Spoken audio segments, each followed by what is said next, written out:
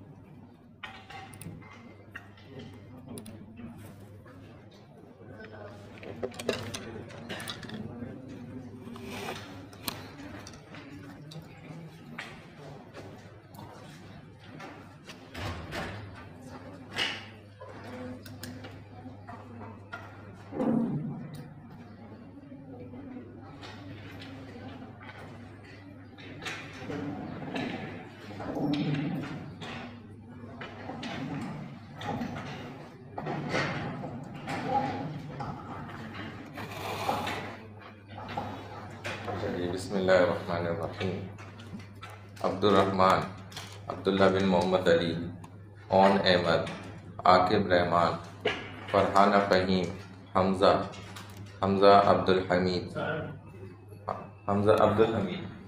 अच्छा, हारिस शब्बीर, हिबा आसिफ रफ़ी खान, हुज़ैफ़ा इनाम, मुअज़्ज़म फ़हद, ठीक है, मोहम्मद अफ़ान आप हैं, मोहम्मद बिलाल नजम, मोहम्मद फैज़ान, मोहम्मद हम्माद हुसैन, मोहम्मद कामिल इकबाल, मोहम्मद मुनीब खान, मोहम्मद साद अरशद, ठीक है, मोहम्मद साइम खान, मोहम्मद शहरियार सलाहुद्दीन, मोहम्मद वसीम राव, मुहिब हैदर, उवैस आलम भट्टी, रिजा कफ़ी, सैयद अली हसनैन रिजवी, सैयद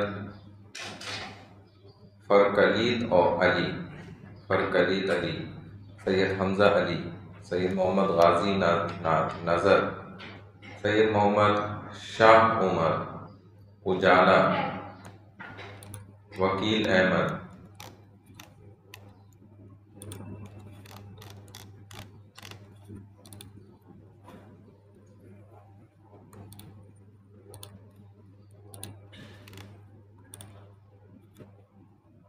अब्दुल मोइज़ अहमद, अब्दुल समद, अहसन अहमद, अलीशा सुल्ताना, आमना जमाल, आमना जमाल है, अच्छा, अरीशा सरफराज, आयशा फरहान, आयशा फरहान, दानियाल जमील, फरहीन हसन, फारूक अहमद, इज़्ज़ा मुनव्वर, गानिया ताहिर खान, हैदर अली, हमदान हारून, हमज़ा अली, हुरिया खान, हुज़ैफ़ा अली, लैला नादिर, माज बिन खालिद, मनाहिल इमरान, मरियम जमील, महरीन शाहिद, महरीन शाहिद, मोहम्मद अब्दुल्ला इब्न सलीम, मोहम्मद अली रज़ा, मोहम्मद अल्तमश अंसारी, मोहम्मद हमज़ा खान, मोहम्मद हमज़ा सिद्दीकी, मोहम्मद हुज़ैफ़ा सिद्दीकी, मोहम्मद काशिफ खान, मोहम्मद मुस्तफ़ा खान, मोहम्मद नौमान, मोहम्मद समीर खान, मोहम्मद तंजील, मोहम्मद उमैर एजाज, मोहम्मद वलीद शाह, निहाल अहमद, रुमैसा सिराज, समीरुद्दीन, सानिया नौमान, शेख सालार बिन फैसल, सैयद मोहम्मद मोइनुद्दीन, सैयद मोहम्मद नाफे हुसैन, सैयद महानूर शाहिद, उबैदुर रहमान, उमैस अहमद, उसामा रहमान, उज़ैर अहमद, अच्छा जी,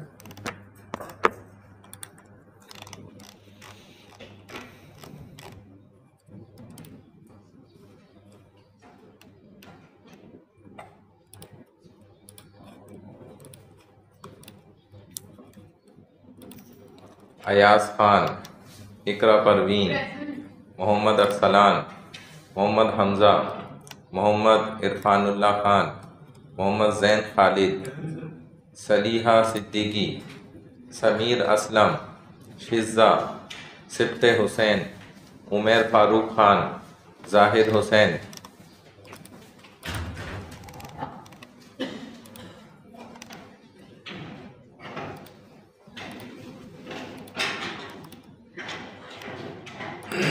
अदील यूसुफ, अफनान हसान गौरी, अफशा बेनज़ीर, अनस अहमद, दायान हादी, फ़ाहम अहमद सिद्दीकी, हमज़ा सुहेब, हमज़ा शुएब, हिरा खान कौन है, हुरिया अली, लाइबा इस्माइल, मरियम फ़ारूक, मोहम्मद अब्दुल्ला, मोहम्मद अदीब खान, मोहम्मद दानिश अय्यूब, मोहम्मद लारेब, मोहम्मद साद, मोहम्मद उमैर, मोहम्मद उमर बिन इश्तियाक, उसामा, यही है तुम्हारा रोल नंबर, देखो, सैयद अनस तैयब, सैयद बुरहानुल हसन, सैयद मुअज़्ज़म अब्बास नकवी, सैयद मोहम्मद ज़ैनुल आबदीन,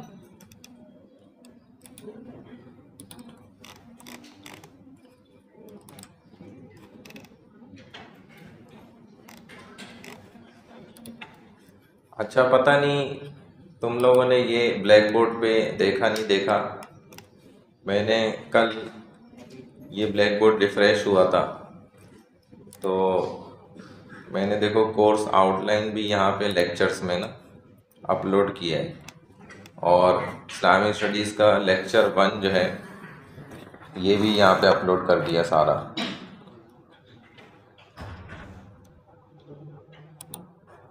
ताकि आप एक नज़र देख लें तो आपको समझ आ जाए।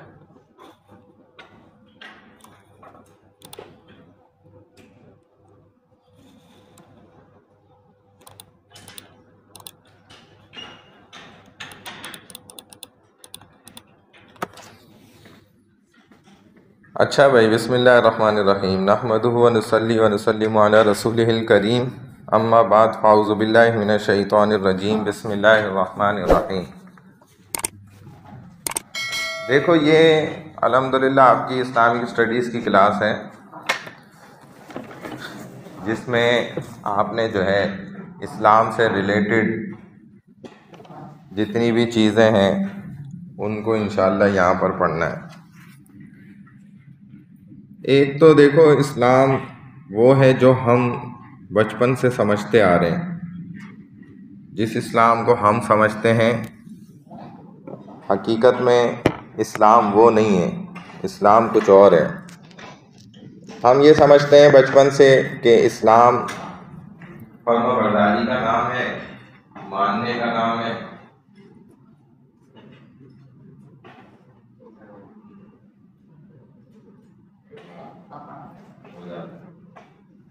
तो फर्माबरदारी का नाम है, इस्लाम वो है जो इन प्रैक्टिस हमें नजर आ रहा है हमारी जिंदगियों के अंदर, जिस पर हम अमल कर रहे हैं, थोड़ा बहुत या ज़्यादा परसेंटेज रेशो जो भी है, क्योंकि हम बचपन से इस्लाम का ढांचा, इस्लाम को इसी तरह से देख रहे हैं स्टार्ट से।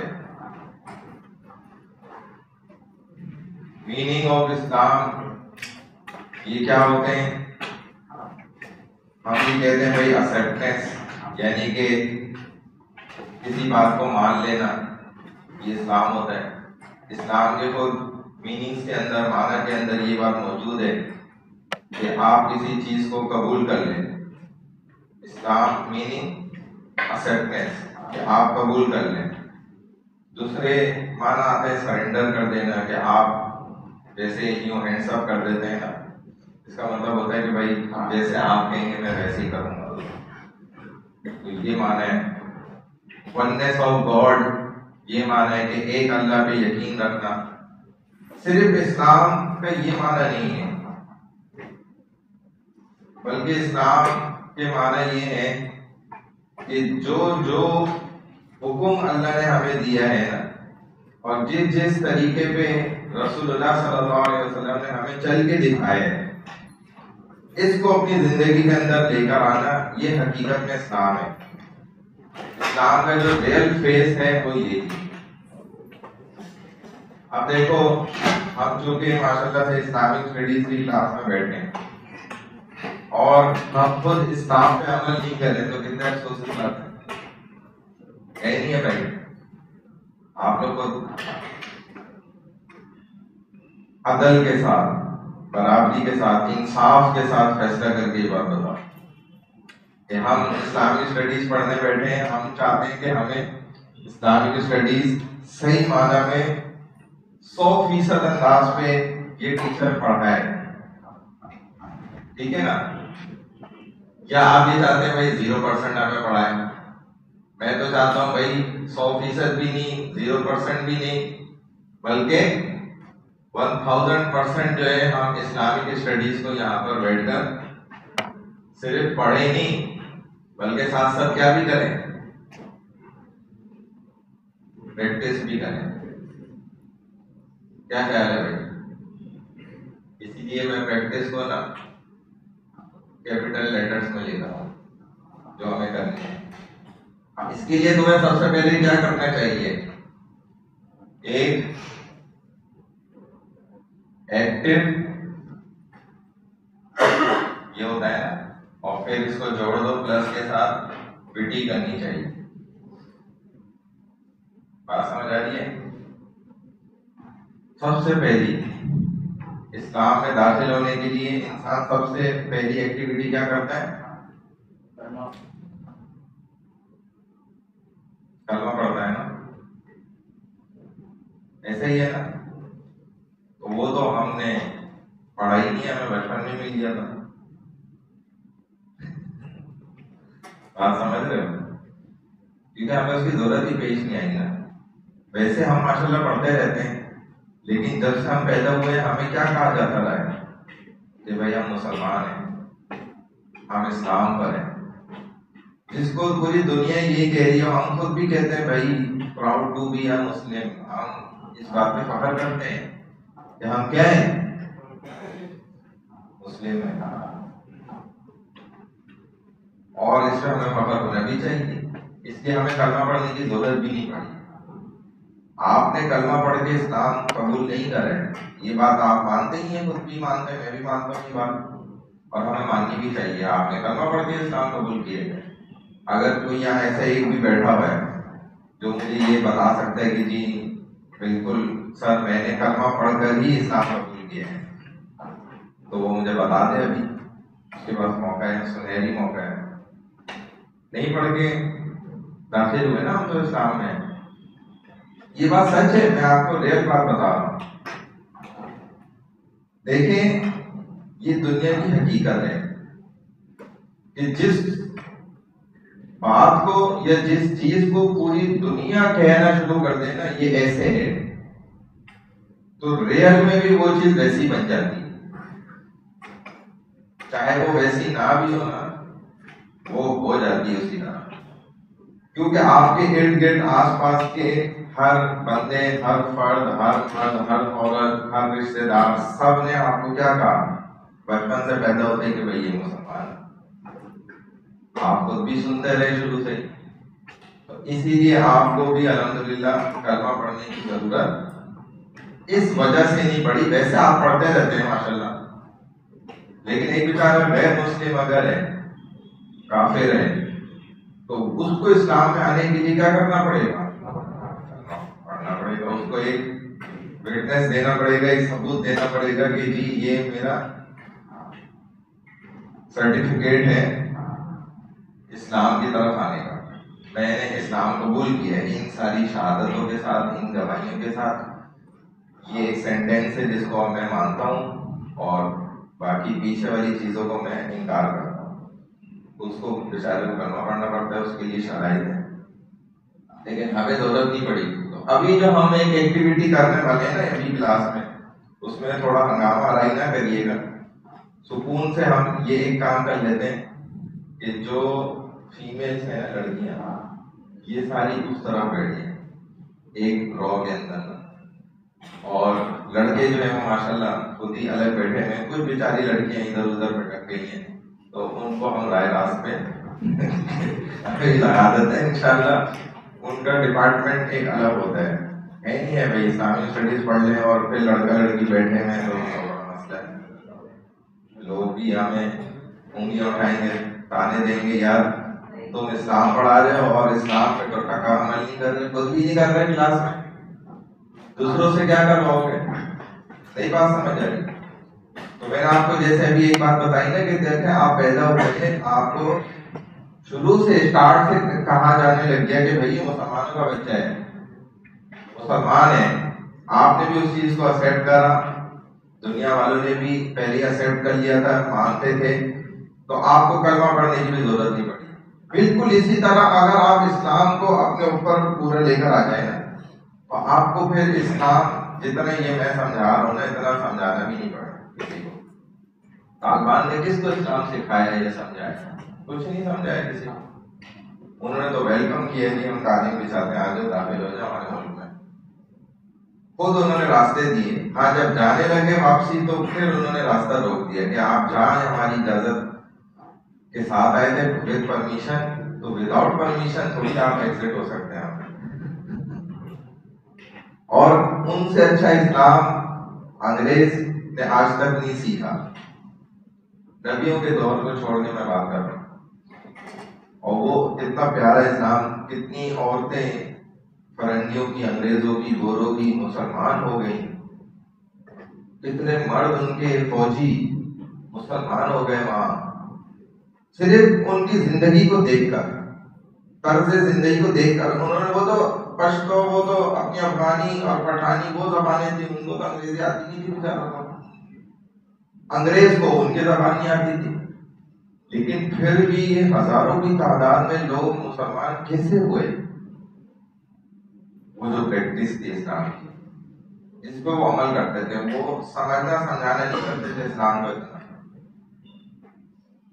एक वाकया भी हुआ, ये जमातें जो चलती हैं अल्लाह के रास्ते में, तो ये पठानों की जमात जो है वो जा रही थी अमेरिका, उसकी तशकील USA, साल की जमात उधर जाएगी भाई, अल्लाह के रास्ते में निकलेगी, वहां जाएगी और गैर मुस्लिमों को दावत देगी। अभी वो यहाँ से निकल रहे और उनका वही बोलिए जो ज़ाहिर है इस्लाम का होता है, और साथ में एक नौजवान खूबसूरत सा लड़का बैठा हुआ है। अब वो पठान साहब उसको देखते हैं और रोने लग जाते हैं। जहाज के अंदर का वाक़या है, और लोग उनको भी देख के हैरान है, यार ये ऐसे लोग अमेरिका जा रहे हैं, अच्छे अच्छों का नहीं वीजा लगा, ये वहां जा रहे हैं, और वो भी किस मकसद के लिए, कमाने के लिए नहीं जा रहे, कोई जॉब या बिजनेस के चक्कर में नहीं जा रहे, बहुत आलीशान काम के वास्ते जा रहे हैं जो अल्लाह रसूल का काम है। अब वो उस नौजवान को देख देख रोने लग गया, बार बार रोता, तो नौजवान परेशान हो गया। जाहिर आपको ऐसे कोई देख कर रोने लग जाए, मैं इनको देख के रोने लग जाऊं, ये बोलेंगे सर क्या हो गया, मैंने क्या ऐसा किया। ये भी आप छोड़े, एक शौहर अपनी बीवी को थोड़ा सा देखने लग जाए तो वो 2-4 सेकंड बाद पूछती है भाई खैरियत तो है, या बीवी अपने शौहर को देखने लग जाए, जो कि होता नहीं है, लेकिन आप फर्ज कर लें ये गलती से ऐसा हो गया, वो देखने लग गई, तो शौहर भी बोलेगा भाई खैरियत है क्या है, मुझे खाओगी क्या, कच्चा खाओगी क्या मुझे। ये हकीकत है जिंदगी की। उधर अल्लाह फरमा रहे हैं कि वो जो इसकी हूर होगी या जो गुलामान होंगे वो अपने आने वाले या आने वाले ऐसे 40 साल तक देखते रहेगा। वो उसको ये नहीं कहेगी कि मुझे क्यों देख रही हो, मुझे क्यों देख रहे हो, ये नहीं कहेगी। और दुनिया में देखो ये हाल है। तो खैर वो उसको देख के ना रोने लग गया, तो नौजवान हैरान कि भाई जो मुझे देख के रोए जा रहे बार बार। और वो तो अपनी इंग्लिश में बोले, ये अफगानी में बोले, कुछ समझ ना है कि बंदा बैठा होता है जहाज के अंदर ही, उसको दोनों जबानें आती थी, ट्रांसलेटर बन के वो आ गया, उसने बोला भाई ये आपसे पूछ रहे हैं कि आप इनको देखकर क्यों रो रहे हैं।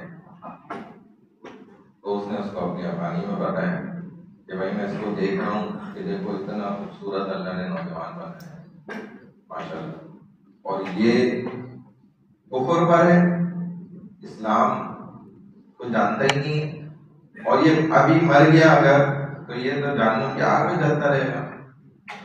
तो मुझे वो चीज सोच कर मैं याद करके मुझे रोना आ रहा है।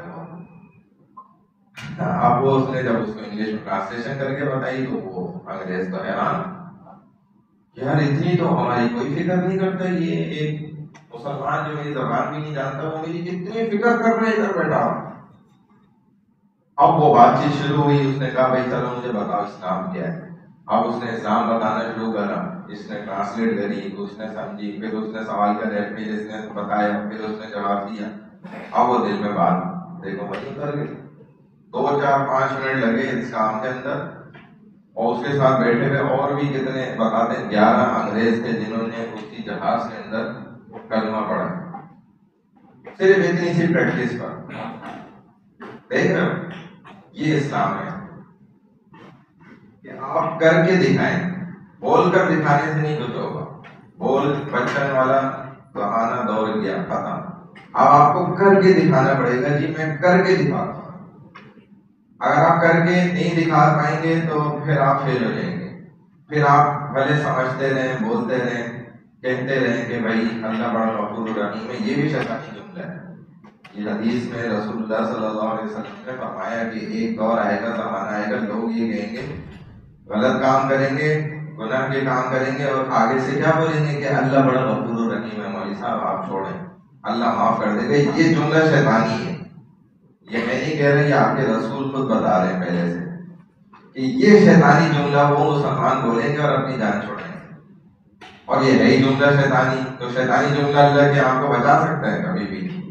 ये ऐसा बोलने वाले सबसे पहले फंस जाएंगे कि अल्लाह बड़ा गफूर रहीम है। वो तो अल्लाह अपनी जगह है ही, लेकिन तुमने किया क्या अपने आप को बचाने के लिए, वो हमें बताओ। क्योंकि अल्लाह बातों को थोड़ी सुनेगा आपकी, अल्लाह तो प्रैक्टिस देखेगा, तुमने अमल कौन सा करा है वो दिखाओ।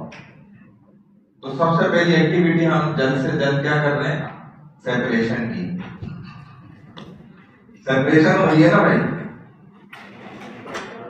ऐसा ही है। हम करने लगे अभी, आप बोलेंगे कि उलमा का काम होता है, इस्लाम का काम होता है जोड़ना, और ये तोड़ने वाला काम कर रहे हैं, तो ये सेपरेशन बहुत जरूरी है।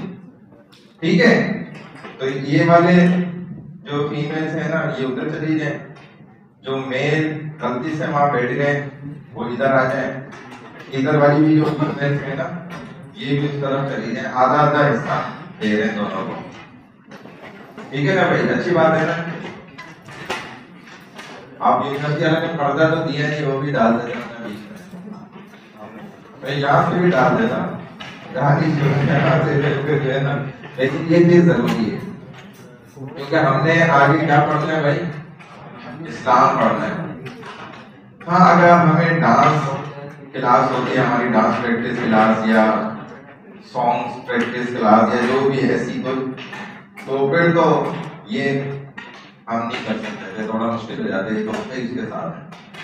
तो चूंकि हमने इस्लाम पढ़ना है तो इस्लाम तो ऐसे हो नहीं सकता, ये तो फिर मजाक हो जाएगा ना कि भाई पढ़ आप इस्लाम रहें, पढ़ा इस्लाम रहें और कर जो है वो कुफर रहें, तो ये मजाक होता है इस्लाम के साथ। तो हम इंशाल्लाह 1000% क्या पढ़ेंगे, इस्लामिक स्टडीज पढ़ेंगे भी और विद रियल लाइफ प्रैक्टिस पढ़ेंगे इंशाल्लाह, कि उसको हम अपनी जिंदगी के ना रोजाना अमल के अंदर लेकर आने की पूरी कोशिश करेंगे।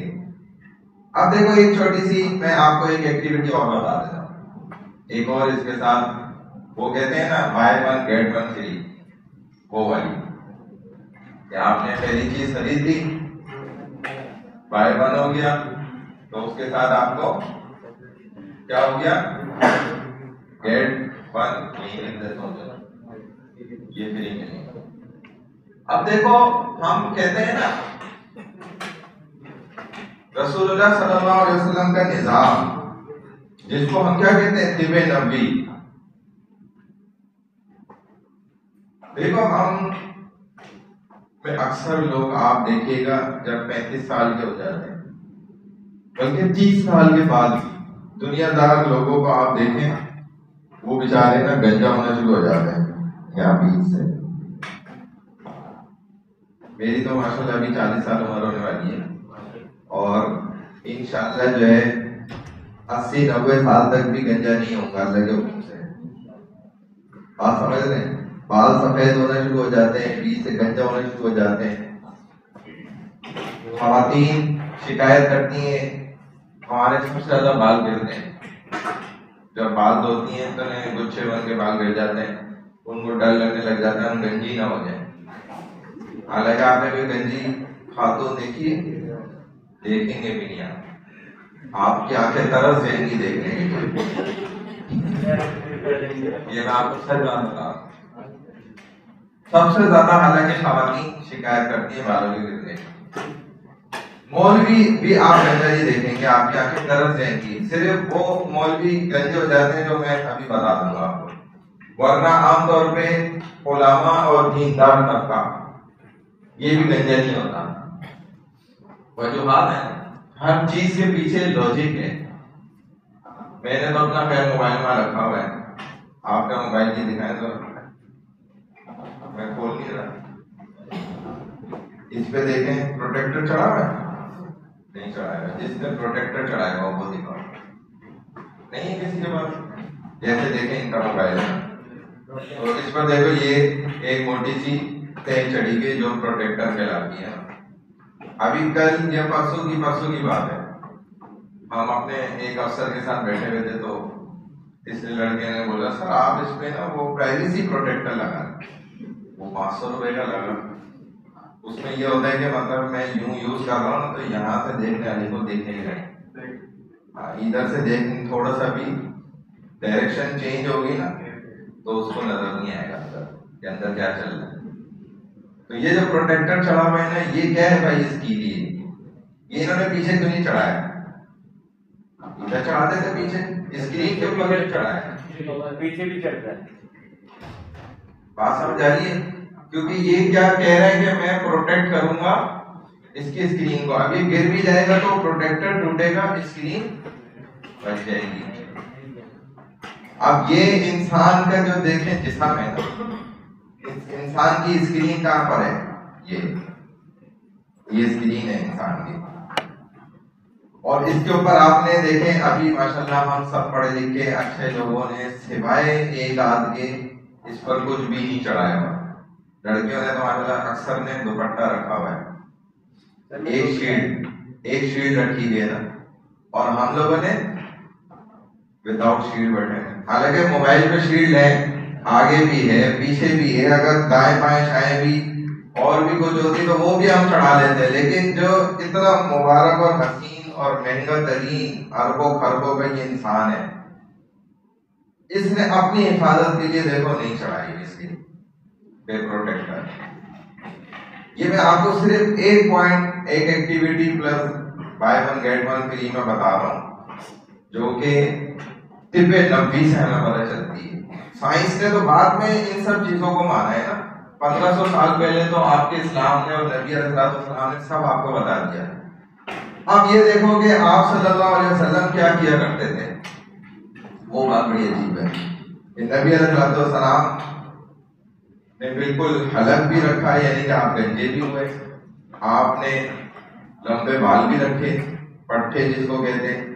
तो जब आपने बाल रखे तो तब आपकी प्रैक्टिस ज्यादा होती थी, जब आप छोटे बाल रखते थे तो आपकी प्रैक्टिस कम होती थी। आपने 3 तरह के सिर्फ बाल रखे, उसमें से चौथी तरह के बाल नहीं रखे, और हम में से अक्सर के वो चौथी तरह के बाल हैं, उन पहली 3 तरह के बाल नहीं है।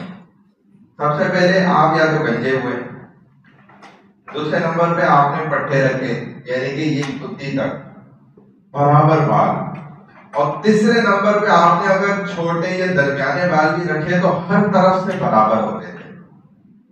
यानी कि ये नहीं होता था कि फौजी कट या टोकरा कट या फलाना कट या ये कट, उधर से छोटे इधर से बड़े, इधर से जुल्फे उधर से लटके, इधर से सीधे इधर से स्ट्रेट उधर से कर, ये हमारे नबी ने नहीं किया सल्लल्लाहु अलैहि वसल्लम। तो 3 तरह के रखे। जब आप लंबे रखते थे ना तब आपको ज्यादा मेहनत करनी पड़ती थी। आप क्या करते थे, ये रसूलुल्लाह सल्लल्लाहु अलैहि वसल्लम का तरीका बता रहा हूं, आप ना बालों को धोने के बाद तेल लगाते थे, ये पहली शीट। तेल को हमें तो पता नहीं, अब तो अक्सरों ने छोड़ ही दिया या बड़े मसले हो गए। तेल लगाते थे, पहली शीट आ गई। दूसरे नंबर आप दोनों मोबाइल यूज कर रहे हैं, मैं बहुत अहम बात कर रहा हूँ, नहीं पीछे तो कोई है ही नहीं, क्यों देखें अपनी तरफ में आप दोनों, एक कोनी वाला दूसरा से साथ वो नाम तो मुझे अभी याद नहीं है ना, पहली क्लास है, आहिस्ता याद होंगे इंशाल्लाह। तो दूसरी शीट आप क्या करते थे, तेल लगाने के बाद एक कपड़ा लेते थे, आमतौर पे वो सफेद रंग का, उसको आप अपने सर पे रखते थे, ये पहली दूसरी शीट हो गई। तीसरे नंबर पे आप कोई कपड़े की टोपी है जो भी जिस किस्म की आपकी होती थी उसके ऊपर वो पहनते थे, और चौथे नंबर पे आप उस पर कपड़ा भी बांधते थे, यानी कि जिसको सांबा कहें, हमामा कहें, जो भी आप समझ।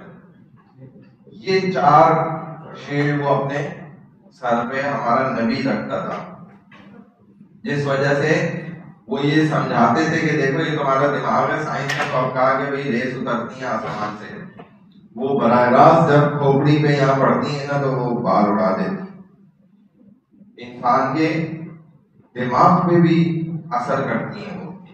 इसीलिए इंसान को अपने सर को कभी भी खुला नहीं रखना चाहिए। ये तो मैं सिर्फ एक चीज आपको बता रहा हूँ, तिब्बे नबी की बस, जो एक चीज है जिस पर अगर हम जिंदगी में बचपन से अमल करें तो बचपन से ज्यादा तक हम जो है वो ताकतवर भी रहे और इज्जत के साथ भी रहे। इसमें बहुत कमाल की चीज है। तो मौलवी हजरात जो सर ढाक के रखते हैं ना, ये आमतौर पर गंजे नहीं होते, आपके लिबास का भी हिस्सा है ये। आपको पता है आपकी का जो ड्रेस है, जो आप कपड़े पहने हुए हैं, इसकी डेफिनेशन क्या है, तारीफ। इसकी तारीफ के अंदर ये बात दाखिल है, शामिल है कि टोपी पहनना या कैप या कोई भी ऐसी चीज जिससे आपका सर ढक गया, आपने सर पे शील्ड रख ली, ये आपके ड्रेस का पार्ट है, हिस्सा है। अगर आपके कपड़ों में आपके सर ढका हुआ नहीं है, सर नंगा है, तो इसका मतलब है कि आप अनड्रेस हैं, फुली ड्रेस नहीं है, यानी कि आपने मुकम्मल लिबास नहीं पहना हुआ, आपने नामुकम्मल लिबास पहना हुआ है, जिसको हदीस में रसूलुल्लाह सल्लल्लाहु अलैहि वसल्लम ने बहुत पहले फरमाया था कि लोग कुर्बे क़यामत में कपड़े भी पहने हुए होंगे तब भी वो बगैर कपड़ों के होंगे। अब ये बात हमने औरतों पे तो फिट कर दी फौरन, अपने ऊपर फिट नहीं करी, हालांकि ये तो मर्दों के ऊपर भी फिट होती है, सिर्फ बेचारी औरतें थोड़ी रह गई इन चीजों के लिए। आप पे कैसे, हम पे कैसे फिट हो रही है इसका कि हम अपने सरों को नहीं ढकते, तो हमने कपड़े भी पहने हुए और फिर भी हम क्या हैं, बगैर कपड़ों के। औरत का तो छोड़ ही देना, पहले तो जो पर्दा है वो मर्द की आंख का है, अगर ये अपनी आंख का पर्दा करना चाहे फिर आगे कुछ भी हो तो बच गया ना पहले से ही, तो आंखों का पर्दा तो उसके पर्दे से पहले मौजूद है, वो आप पहले कर लें तो आप बच जाएंगे। अगर आप पहले ये भी ना करें बाद में वो भी ना करें तो फिर क्या बचा, फिर तो सब लुट गया। तो बहरहाल इस्लाम जो है ना, इन शॉर्ट जितना मैं समझा सका, कोशिश कर सका, तो मैंने आपको बता दिया। और ये एक्टिविटी भी हमने कर ली, दूसरी एक्टिविटी भी आपको दे दी, ये देख लेंगे कितने पे अमल कर लेंगे, कितने आप जो है वो तो रंग खा लें, कितने आप माइकल ला लें, कितने आप में जो है वो ये काम कर सकते हैं। आपको यूनिवर्सिटी तो नहीं रोकती ना, यूनिवर्सिटी कहती है भाई क्यों कैप लगाया है या क्यों टोपी पहनी है, टोपी बाज आदमी दूसरों को टोपी पहनाने वाले तुमने कैसे पहन ली, नहीं कहती ना यूनिवर्सिटी, तो मना तो नहीं करती, बल्कि ये ड्रेस का हिस्सा है। अगर मना भी करे ना तो आप कह सकते हैं आपको क्या तारीफ नहीं पता लिबास की, पहले आप दर्जी को कपड़े सीने को देते थे ना, वो कपड़े में से आपकी टोपी भी सीता था, ये उस बेचारे को भी पता थी बात। अब तो इतना कपड़ा नहीं होता कि वो जेब लगा पाए, वो कपड़े की टोपी आपके कपड़े में से सीधा। अब भी बहुत से अच्छे दर्जी जो है ना दीनदार, वो सी देते हैं टोपी, अब ये पहने नहीं पहने वो उसकी अपनी बात। तो सेम कलर के कपड़े की आपकी टोपी भी होती थी, अभी तो हमें अलग से टोपियां खरीदनी पड़ती हैं, तो ये भी एक मसला है। बहरहाल तो ये आपके ड्रेस का क्या है भाई, हिस्सा है। अगर आपने नहीं पहनी भी तो इसका मतलब है कि आपने मुकम्मल ड्रेस नहीं पहना हुआ, आप इनकम्प्लीट ड्रेस में। फौजी को देखा ना आपने, फौजी और ये हमारे यहाँ पुलिस वाले भी, इनको ड्रेस में साथ टोपी भी मिलती है, वो पहने नहीं पहने वो अलग मसला है, लेकिन फौज में जो सख्ती हो तो उनको तो पहनना पड़ती है लाजमी, और भी कुछ इदारों के अंदर।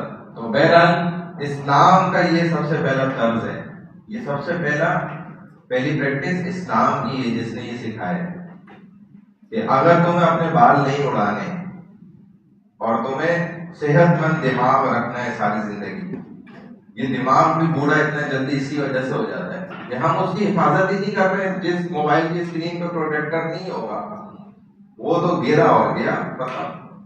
तो ये तो इतने जमाने और अरसे से हम बचपन से, अभी अगर कम से कम तो 20 साल उम्र है ना, उससे तो कम वाला इधर शायद ही हो गई, 20 साल से अंदर वाला, तो 20 साल गुजर गए और आप अपने सर को खुला छोड़ा हुआ। तो हम तो हमारा ये हाल था, हमारे वालदा बताती हैं खुसूसन कि हमें भी याद है, हम टोपी पहने हुए सो जाते थे। अक्सर हमारी वालदा हमारी टोपी सोने के बाद उतार के रखती थी जगह पे। तो ये मतलब इस कदर, और उन्हें भी यही चाहिए। तो जो मैंने बीच में बात कही थी ना शुरू में कि जिन दीनदार हजरात या उलमा का भी बीच में से सरगंजा हो जाता है तो वो उनकी आदत गलत होती है, वो जहाँ बैठते हैं टोपी उठा के रख देते हैं, जितनी देर रखी उतनी तो देर सोए पड़ती रही ना, तो उनके भी बाल उड़ जाते हैं। कमरे में बैठे, हाँ ना, यही तो। तब भी साइंस ये कहती है, ये तो मैं नहीं, इस्लाम ने तो बहुत पहले बताया ना, साइंस भी कहती है कि आप यहाँ बैठे हुए भी हैं तो भी ये दीवारें वो रेस थोड़ी रोक सकती हैं,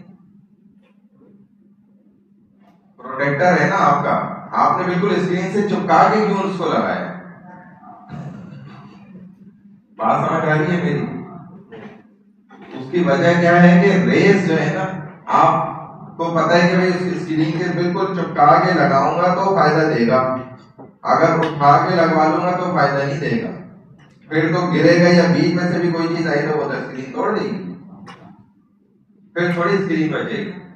तो ये आपकी स्क्रीन है, जो बॉडी का दिमाग है ना आपका सर पे, ये इंसान का जो मुकम्मल बॉडी है, इसका सरदार, पार्ट ऑफ बॉडी का जो सरदार है वो क्या है? आपका पूरा सर है। ये चेहरा भी उसमें शामिल है, ये आपका दिमाग का हिस्सा भी, ये पूरा गर्दन जो आपके ऊपर है ना हिस्सा, ये आपका क्या है? जिस्म का सरदार है। समझ गए बात? बहरहाल यहाँ तक तो मैंने आपको कुछ कुछ बता दिया। आप देखो अहम कुछ बातें हैं जो हम आपको ना फर्स्ट क्लास में बता देते हैं, ताकि आइंदा आगे आपको परेशानी नहीं और हमें भी ना हो। तो उसमें ना सबसे पहला पॉइंट ये है कि देखो, टीचर और स्टूडेंट, इनका ना एक आपस में वास्ता होता है, एक ताल्लुक होता है।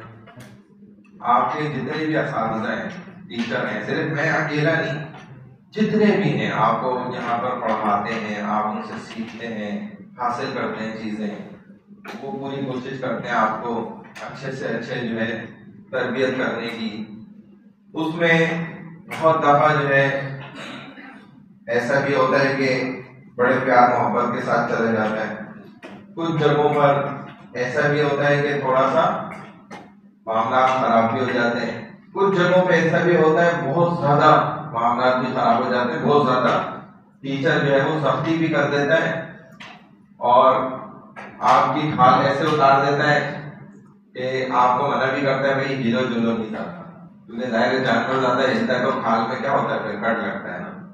जितना माहिर से माहिर का साई भी हो, अगर जानवर ठंडा नहीं हुआ खाल उतारेगा तो क्या होगा भाई, खाल तो खराब होगी, कट लगेगा उसमें। तो ये चीज आपको पहले से याद रखनी है कि भाई टीचर जब हमारी खाल उतारने लग जाए तो हमने फिर हिलना जुलना नहीं है। प्यार मोहब्बत के साथ जो खाल उतरवाएगा वो अच्छी उतरेगी। दोनों सूटों में खाल खाल तो उतरनी है जब मामला खराबी की तरफ चले जाए तब, वरना अदरवाइज तो भाई प्यार मोहब्बत से भी चलता रहता है और इससे कुछ नहीं होता। आपका जो असल मसला है वो क्या है, आपके ग्रेड का है, ठीक है, आपके नंबर हो गए, बाकी किसी चीज का कोई मसला इतना नहीं है। तो उस मसले में तो हम किसी को फंसाते ही नहीं है, उसके अलावा हम खाल उतार देंगे। तो वो आपने अगर हमें नहीं उतारने दी ना तो फिर इधर मसला होगा। तो सबसे अच्छा बच्चा कौन सा है, जो टीचर को खाल लेना प्यार मोहब्बत से बोले कि सर मैं खुद उतार के दे देता आपको ये तकलीफ करने की जरूरत मैं पेश नहीं आने दूंगा इंशाल्लाह। तो ये बच्चा हमारी नजर में सबसे अच्छा है, जो इतनी अपने उस्ताद की और टीचर की इज्जत करे। ये हमारे असातिज़ा ने, हमारे टीचर से हमें समझाई ये बातें कि भाई उस्ताद जो होता है ना, टीचर, इसका रुतबा वालिदैन वाला होता है, माँ बाप वाला। जैसे अल्लाह ने माँ बाप को उफ करने से मना किया है, जरा बराबर भी उनके सामने आवाज निकालने से, चीखों पुकार तो दूर की बात, करने से मना किया है ना, बिल्कुल इसी तरह आपका उस्ताद भी है। अगर आप उस्ताद की इज्जत करेंगे तो आप बहुत कुछ हासिल कर लेंगे, और अगर उस्ताद की, टीचर की इज्जत नहीं कर पाए तो फिर कुछ भी हासिल नहीं कर सकेंगे। इसके लिए इंसान है, उस्ताद भी, आप भी, वो तो फरिश्ता नहीं होता। इसके साथ साथ जो वो चीजें हैं जिनके जरिए से आप नॉलेज हासिल करते हैं, एजुकेशन हासिल करते हैं, इल्म सीखते हैं, तालीम हासिल करते हैं, जैसे कि मिसाल के तौर पे आपके बस्ते हैं, बैग्स हैं जिनमें आप किताबें लाते हैं, अपना मटेरियल लाते, ठीक है, इधर से उधर ट्रेवल करते हैं उसको लेकर। आपके पेन है, कलम है, इसको आप टिक टिक टिक टिक करते हैं, ये भी गुनाह है। इस बस्ते की भी इज्जत है। आपके पास स्टेशनरी है सारी, इसकी भी एक इज्जत है। इसको भी जबान मिलेगी, बाद में बताएगी कि इसने मुझे कैसे फेंक दिया था उठा के, इसने कैसे मुझे पैरों के नीचे रोक दिया था। आप देखते हैं ना स्कूल के बच्चों में और कॉलेजेस यूनिवर्सिटी इनके बच्चों में और फिर दीनी मदारिस के तलबा में जमीन आसमान का फर्क है। हमारे यहाँ तो हमारे बैग्स में बच्चों के वो व्हील भी लगा दिए गए, पहिए भी लगा दिए, वो घसीट रहा है, खींच रहा है, कभी माँ खींच रही है, कभी बच्चा खींच रहा है। तो उसने अपने देखे हथियार को ना, ये हथियार है, ये इज्जत दी है, उसको पीछे लटका है और मदारिस के तलबा ने उसको आगे रखा है। उन्होंने अपने अमल से ये जाहिर किया है, आपने अपने अमल से ये जाहिर किया है कि ये मुझे बस दुनिया में काम आना था, उसने अपने अमल से जाहिर किया है कि ये मुझे आगे काम आएगा। सर एक सवाल है, मदारिस के तलबा तो ये इज्जत होती है ना, जैसे हथियार है आपके पास बच्चे आगे लगाएंगे तो मुझे उनके करेंगे। अब ये हैवी करना भी गलत है। हालांकि जो मदारिस के तलबा हैं, जो मैंने किताबें पढ़ी है मदारिस में, मैं यूनिवर्सिटी में भी पढ़ा है, कॉलेजेस में भी पढ़ा है, स्कूल भी पढ़ा है, मैंने सब जगहों की शक्लें देखी है माशाल्लाह। मदारिस में भी मैं 14 साल रहा, लेकिन जो मैंने मदारिस की किताबें बुक्स देखी हैं वो कहीं पे भी नहीं है, जितनी वजनी और भारी वो होती है। अगर आपने कभी बनात को देखा हो, बनात वो मखलूक होती है जो लड़कियां होती हैं दीनी मदारिस में पढ़ ली होती है, आलिमा बन ली होती है, वो भी यही किताबें पढ़ती हैं। इतनी बड़ी सेहत सिद्धा की जो 6 किताबें हदीसों की, वो इतनी बड़ी हैं, ये उनकी मैं बता रहा हूँ ना, इतना साइज है। और मोटापे में वो एक एक बुक, एक एक किताब इतनी मोटी है, और वो बेचारियां उसको भी ऐसे हाथ में यहाँ पकड़ के जो है 5-5, 6-6 और मजे से जा रही होती है। वो कभी शिकायत नहीं करती है, बहुत सारी हैं, वो इसको फख्र समझती हैं, इज्जत समझती हैं कि हमें अल्लाह ने ये वजन दिया है और हम इसको खुश हैं। और ये तो बच्चों को हमने खुद फंसा दिए, इतना वजन डाल के। अब तो बाहर मुल्कों में भी यही है, बच्चे भी जो है टैबलेट में ही सारा कुछ लेके जा रहे हैं, आ रहे हैं, ट्रैवल कर रहे हैं। मतलब पेपर वर्क से तो उन्होंने उनको आउट ही कर दिया, सारा डिजिटल वर्क है। बच्चे भी बड़े भी सब एक लैपटॉप पे खड़े करके यहाँ पे खोला और शुरू हो गए, उसी में सारी बुक्स हैं, उसी में सारा मटेरियल है, A to Z सब उसी में। ये तो हमारे लोगों को बोझ डाल के फंसाती है और खुद अपने आप को बचा लिया। तो ये तो बहरहाल हमारी भी कमअक्ली है। अच्छा, वो मदारिस की जो किताबें हैं ना, उसमें एक किताब के अंदर भी आपको पता है 6-6 किताबें होती हैं। इनकी बात से मुझे बात याद आई, एक हमारे अल्लाह वाले आलिम बुजुर्ग जो है ना, वो मैं आपको किताब की इज्जत पे बात बता रहा हूँ कि किताब की भी एक अपनी इज्जत होती है, हैसियत होती है, वो इंसान कैसे उसको देता है इज्जत। तो वो किताब देने यूं होती है, ये मैं समझाने के लिए इस तरह बना रहा हूँ, हो सकता है थोड़ी सी गड़बड़ बना, मेरी ड्राइंग तो इतनी अच्छी नहीं है, या बचपन में होगी शायद। ये किताब है फॉर एग्जाम्पल। अब ये किताब का ना, हदीस की किताब का ये मतन चलता है ऐसे, ठीक है, ये मतन कहलाता है। यहाँ पर इसका हाशिया चलता है, ये इस तरह लिखाई हुई भी होती है, वो क्या कहलाती है, हाशिया कहलाती है। अच्छा, इतने पार्ट में ना, ये वाले हिस्से में इसकी तफसील चल रही होती है। टोटल कितनी किताबें बन रही है, 3 हो गई ना, यहाँ पे तफसील चल रही होती है। इसके बिल्कुल छोटा छोटा नीचे है ना ट्रांसलेशन इसका चल रहा होता है, तर्जुमा। अगर ये इबारत अरबी में है तो वो फारसी में होता है, फारसी में है तो अरबी में होता है, ये चल रहा होता है। फिर आखिर में यहाँ पर ना इजाफी एक किताब की, जहाँ पर नंबर देके उसके पॉइंट चल रहे होते हैं। बात समझ आई मेरी? ये हमारी मौलवी बनने वाले उलमा जो होते हैं, उनकी किताब का हाल होता है उसका ये तरीका होता है। तो अब एक आलिम दीन यहां से बैठे हुए इस किताब को पढ़ लें, ठीक है। अब जब उन्होंने इस हाशिए को पढ़ना है ना, इस वाले को, वो पहले ये पढ़ लेते, जब उन्होंने ये पढ़ा इसमें तो कोई पॉइंट समझ नहीं आ रहा था, उसको उन्होंने यहाँ पॉइंट में से देखा, यहाँ से समझ नहीं आया, इसके तर्जुमे में देखा, यहाँ समझ नहीं आया, इसकी तफसीर में देखा, यहाँ समझ नहीं आया, आप वो इधर हाशिए में जाएंगे। इसको पढ़ने के लिए ना अब तरीका क्या है कि किताब को यूं घुमा दिया जाए, क्योंकि ये तिरछा लिखा हुआ होता है, टेढ़ा टेढ़ा सा लिखा हुआ होता है, तो आप तो सीधा करके किसी चीज को पढ़ सकते हैं ना। तो वो इसको पढ़ने के लिए क्या करते थे कि खुद यहां से उठ के जाके यहां बैठते थे और फिर पढ़ते थे उसको।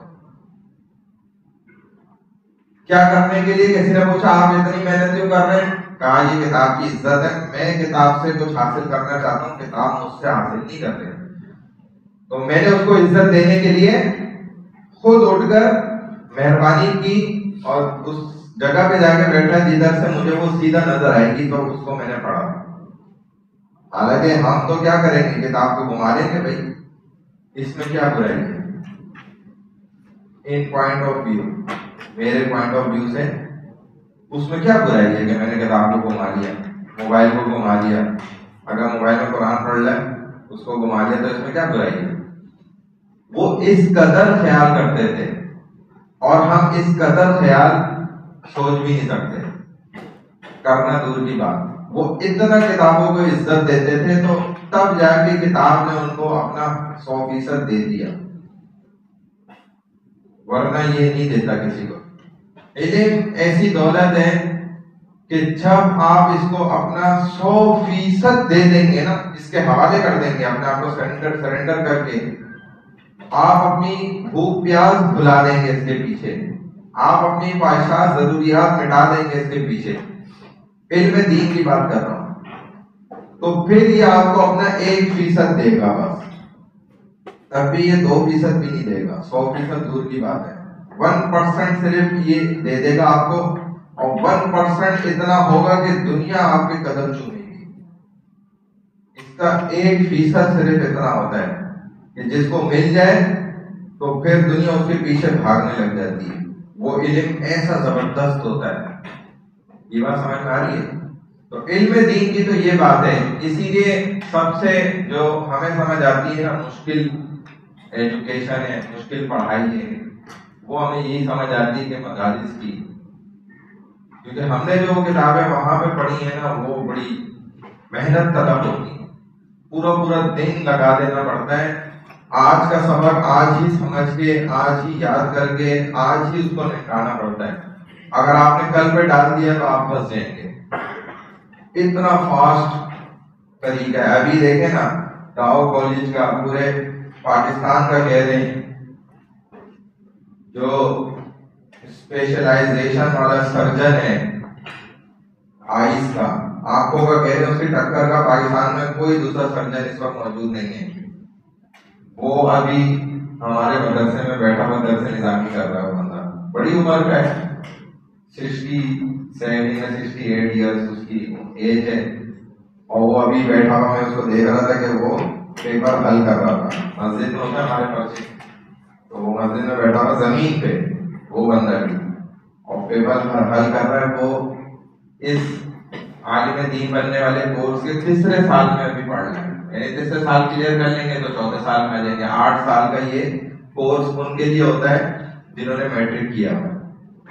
जिसने मैट्रिक नहीं किया उसके लिए 11 साल में, 11 साल में उसको मौलियत की डिग्री मिलती है आलिम दीन की। जिस डिग्री का नाम क्या होता है पता है किसी को? यहाँ उलमा के पास जो डिग्री होती है उसको क्या कहते हैं? सनद? नहीं, सनद तो एक सर्टिफिकेट होता है, कोई सा भी हो। मुफ्ती? नहीं, वो मुफ्ती खुद एक डिग्री है, उसकी डिग्री का टाइटल भी अलग है, वो भी मैं बताता हूँ। जैसे डॉक्टर की डिग्री क्या होती है? एमबीबीएस किया हुआ होता है ना, आपने देखे फट से बता दिया। अगर किसी ने बिजनेस में एडमिनिस्ट्रेशन, बिजनेस में उसने वो सारी पढ़ाई कर ली है, अब वो एक बहुत अच्छा बिजनेस अपना भी शुरू कर सकता है, उसकी डिग्री का नाम आप बता देंगे, MBA किया होगा भाई इसने। कोई अगर शख्स मैं आपको कहूँ कि इंजीनियर है, उसकी डिग्री का नाम क्या होगा आप बता सकते हैं। कोई मैं कहूँ वकील है, उसकी डिग्री का नाम क्या है, आप कहते हैं भाई MA LLB किया हुआ होगा इसने। तो मौलवी की डिग्री का नाम आपको क्यों नहीं पता? उसने तो आपको बचपन में हाथों में आने से पहले आपका इंतजाम किया, फिर आने में इंतजाम किया, आने के बाद छोटे से फिर इंतजाम किया, बड़े हो रहे हैं फिर वो इंतजाम कर रहे हैं, आपके साथ चल रहे हैं। फिर जब आप निकाह करते हैं, जिंदगी का अहम तरीन मोड़, उधर इंतजाम कर रहे हैं। फिर उसके बाद आपके बच्चे, फिर उनके इंतजाम अलग कर रहे हैं। फिर आप मर जाएंगे, उसका इंतजाम वो अलग करेगा। दुनिया के हर सीन में तो वो जुड़ा हुआ आपके साथ, किसी भी सीन में अलग नहीं है। उसकी डिग्री का भी हमें नाम पता होना जरूरी है। क्या खाने का आपको तो देखो, जो उलमा डिग्री हासिल करते हैं ना, उसको क्या कहते हैं आप? दर्स निज़ामी। उस डिग्री का नाम क्या है? दर्स निज़ामी। जो मुफ्ती बनते हैं उनकी डिग्री का नाम होता है तखस्सुस, और वो अलग अलग स्पेशलाइजेशन के अंदर होता है। जैसे आपके यहाँ भी होता है ना कि भाई इसने आर्ट्स में की है, इसने साइंस में की है, इसने इंजीनियरिंग में, इसने कंप्यूटर साइंस में, इसमें फलाने में की है। तो तखस्सुस में भी तकरीबन 10-11 कैटेगरीज हैं कि इन्होंने किस में तखस्सुस किया, यानी कि मुफ्ती कौन से उसके अंदर बनेंगे। तो तखस्सुस फिल फिक़ह भी होता है कि भाई शरीयत को समझने में, तखस्सुस फिल कुरान भी होता है, तखस्सुस फिल अरबिया भी होता है, और भी बहुत सारे। तो उसकी डिग्री का नाम फिर वो होता है खास, और इसका दर्स निज़ामी है जो मौलवियत की डिग्री हासिल करते हैं, उलमा बनते हैं। बात समझ आ गई? तो मैं आपको ये अर्ज कर रहा हूँ कि देखें, उस्ताद और शागिर्द का जो रिश्ता होता है ना, ये बहुत अहम होता है। टीचर की सबसे ज्यादा कोशिश ये होती है कि वो तलबा की ना बहुत अच्छे से परवरिश कर दे।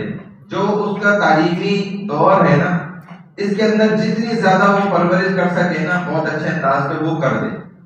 उसके लिए वो सख्तियां तो लेकर आता है, लाजमी सी बात है। सख्ती के बगैर कोई भी चीज क्या नहीं हो सकती, अच्छी नहीं बन सकती। प्यार मोहब्बत में रहकर बच्चे बिगड़ सकते हैं, लेकिन नायाब नहीं बन सकते। अगर नायाब मोती बनना है, नायाब पत्थर बनना चाहते हो, तो भाई सख्ती अपने ऊपर बर्दाश्त करनी पड़ेगी, और वो तो हम करेंगे। पहले शुरू में हम इतना नहीं करते थे, और अभी भी अल्हम्दुलिल्लाह हम नरम मिजाजी हैं, लेकिन सख्ती फिर भी करेंगे, क्योंकि वो बहुत जरूरी है। वो पत्थर देखें, बेकार पत्थर भी बन जाता है जिसको उठा के लोग कुत्ते को मारते हैं। वही पत्थर जो है खूबसूरत और थोड़ा सा कीमती भी बन जाता है, जिसको उठा के लोग हाथ में पहन लेते हैं। और वही पत्थर होता है वो और कीमती बन जाता है, थोड़ा सा खूबसूरत बन जाता है, तो उसको दुकान में सजा के रख देते हैं बेचने के लिए कि भाई ये सोने का पत्थर है। वही अगर और ज्यादा उस पर मेहनत हो जाए, दुनिया की सारी ताकतें उसके ऊपर लग जाए, तो वो हीरा बन जाता है, और वो उनको बर्दाश्त भी कर जाए। तो वो अरबों खरबों पत्थरों में से कोई एक बर्दाश्त करता है अपने ऊपर सख्ती, वो कर जाता है तो वो हीरा बन जाता है। और हीरे की कीमत आपको पता है कितनी होती है, हालांकि होता तो वो भी पत्थर ही है, लेकिन अपने ऊपर चूंकि सख्तियां बर्दाश्त कर लेता है ना, इस वजह से क्या होता है, वो नायाब बन जाता है। तो हमारी तो कोशिश यही होती है, सख्ती का मकसद भी यही होता है कि भाई तलबा जो है वो अगर बहुत सी चीजें नहीं सीख सके अपनी जिंदगी में, उनको नहीं ये तरबियत मिल सकी, कोई बात नहीं।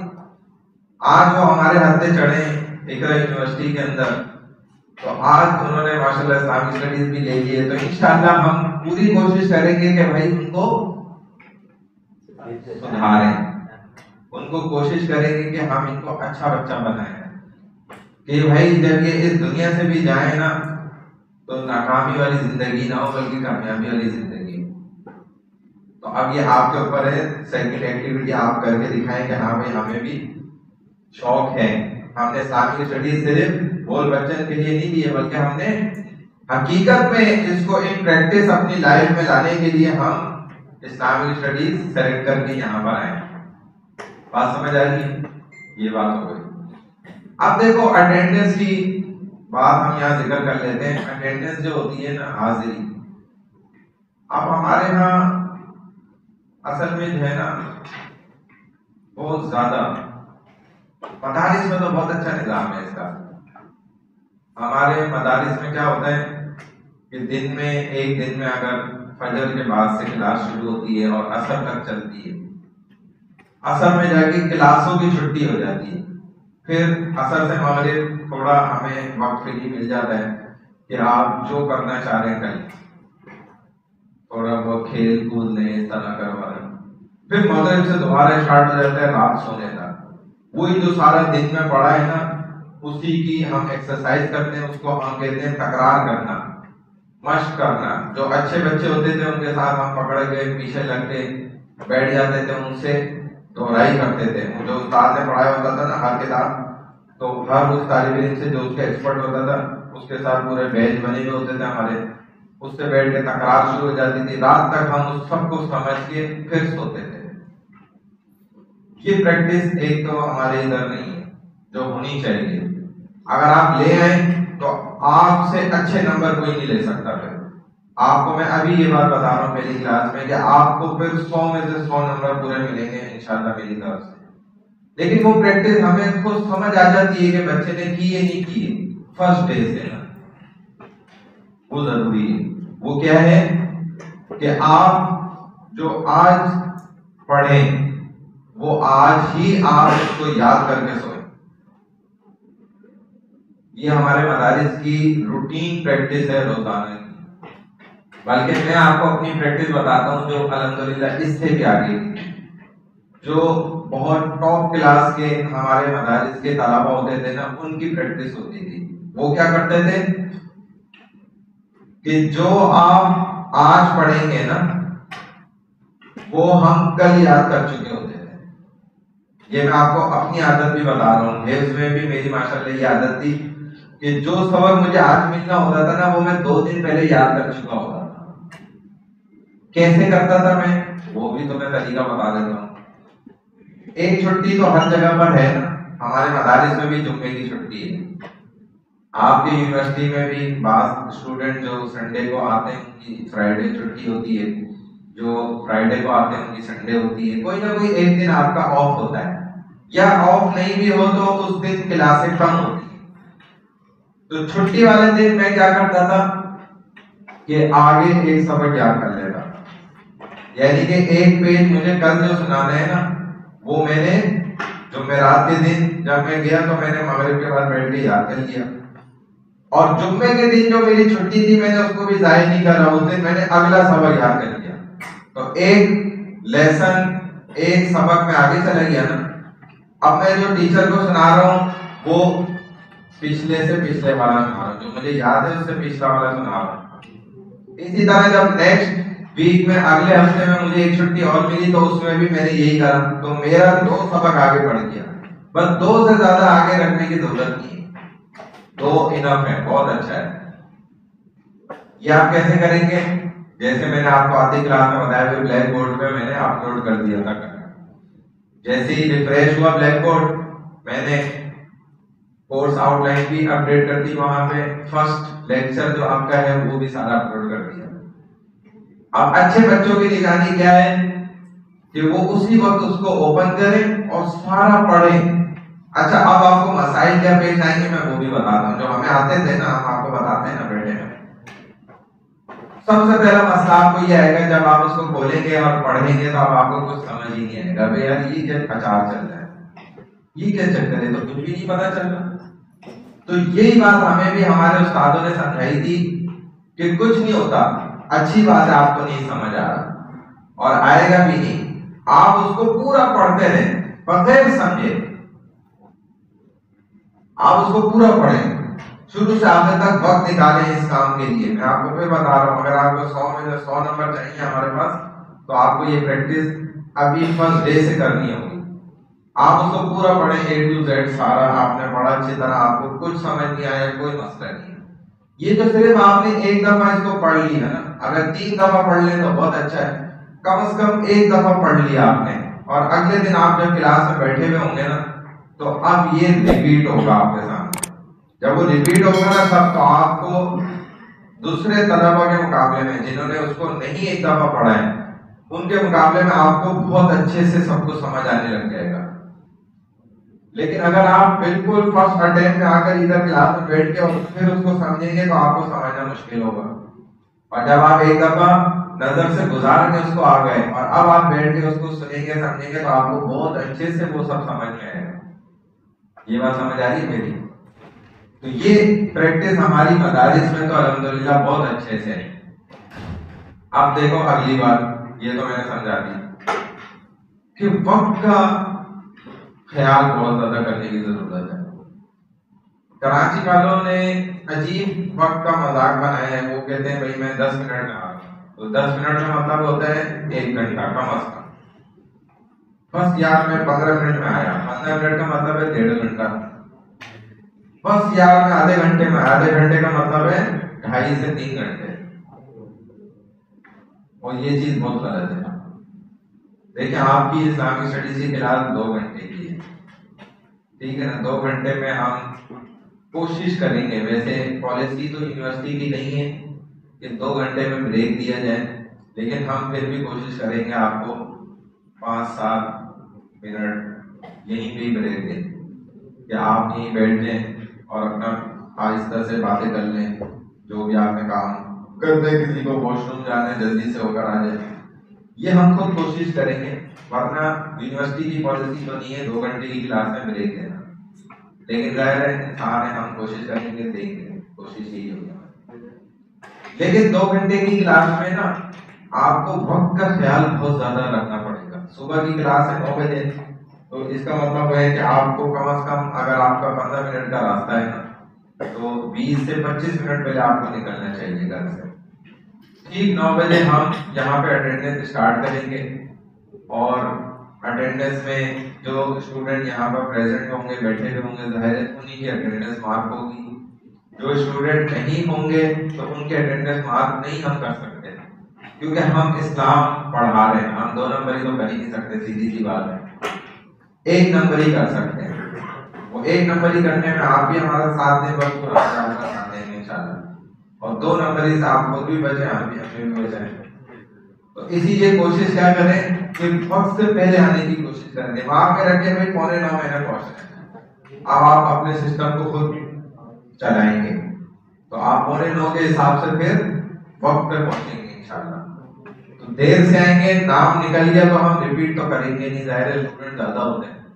अब हमारी वो क्लास है और वो औकात तो रही नहीं जो शुरू में थी, मुझे याद है अच्छी तरह, गिनती के बच्चे होते थे 50 से 60 बच्चे, उनमें तो हम चलो कर लेते थे, समझ आता था। अब तो एक क्लास में बच्चे होते हैं 150, 160, 170, पिछली क्लासों में 200 तक भी थे माशाल्लाह।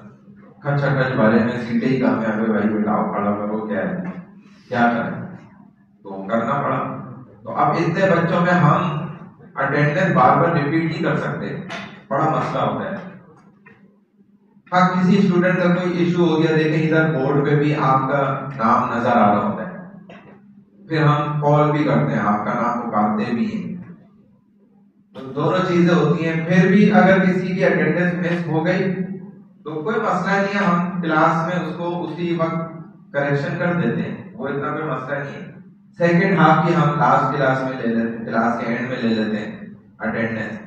जो बच्चे फर्स्ट हाफ में नहीं भी पहुंचे, लेट पहुंचे, हम उनकी भी मार्क कर देते हैं सेकंड में, क्या बैठे में कोई मसला नहीं है, खैर है। तो अटेंडेंस में हम कोशिश करते हैं, रियायत करते हैं अपनी तरफ से बहुत ज्यादा। लेकिन जो स्टूडेंट बहुत ही देर से आए और वो क्लास खत्म हो रही है 11:15 पे आ रहा है, तो वो मुश्किल है। ऐसे स्टूडेंट के लिए कहते हैं कि बस वो 1 घंटा गुजर गया तो अब इसके दोनों हाफ की नहीं लगनी चाहिए एज पर यूनिवर्सिटी पॉलिसी जो है ना। लेकिन हम उनके लिए भी रियायत करेंगे कि भाई चलो हमारे बच्चे हैं, तलबा हैं, इतनी फीसें जमा कराई उन्हीं बेचारों ने।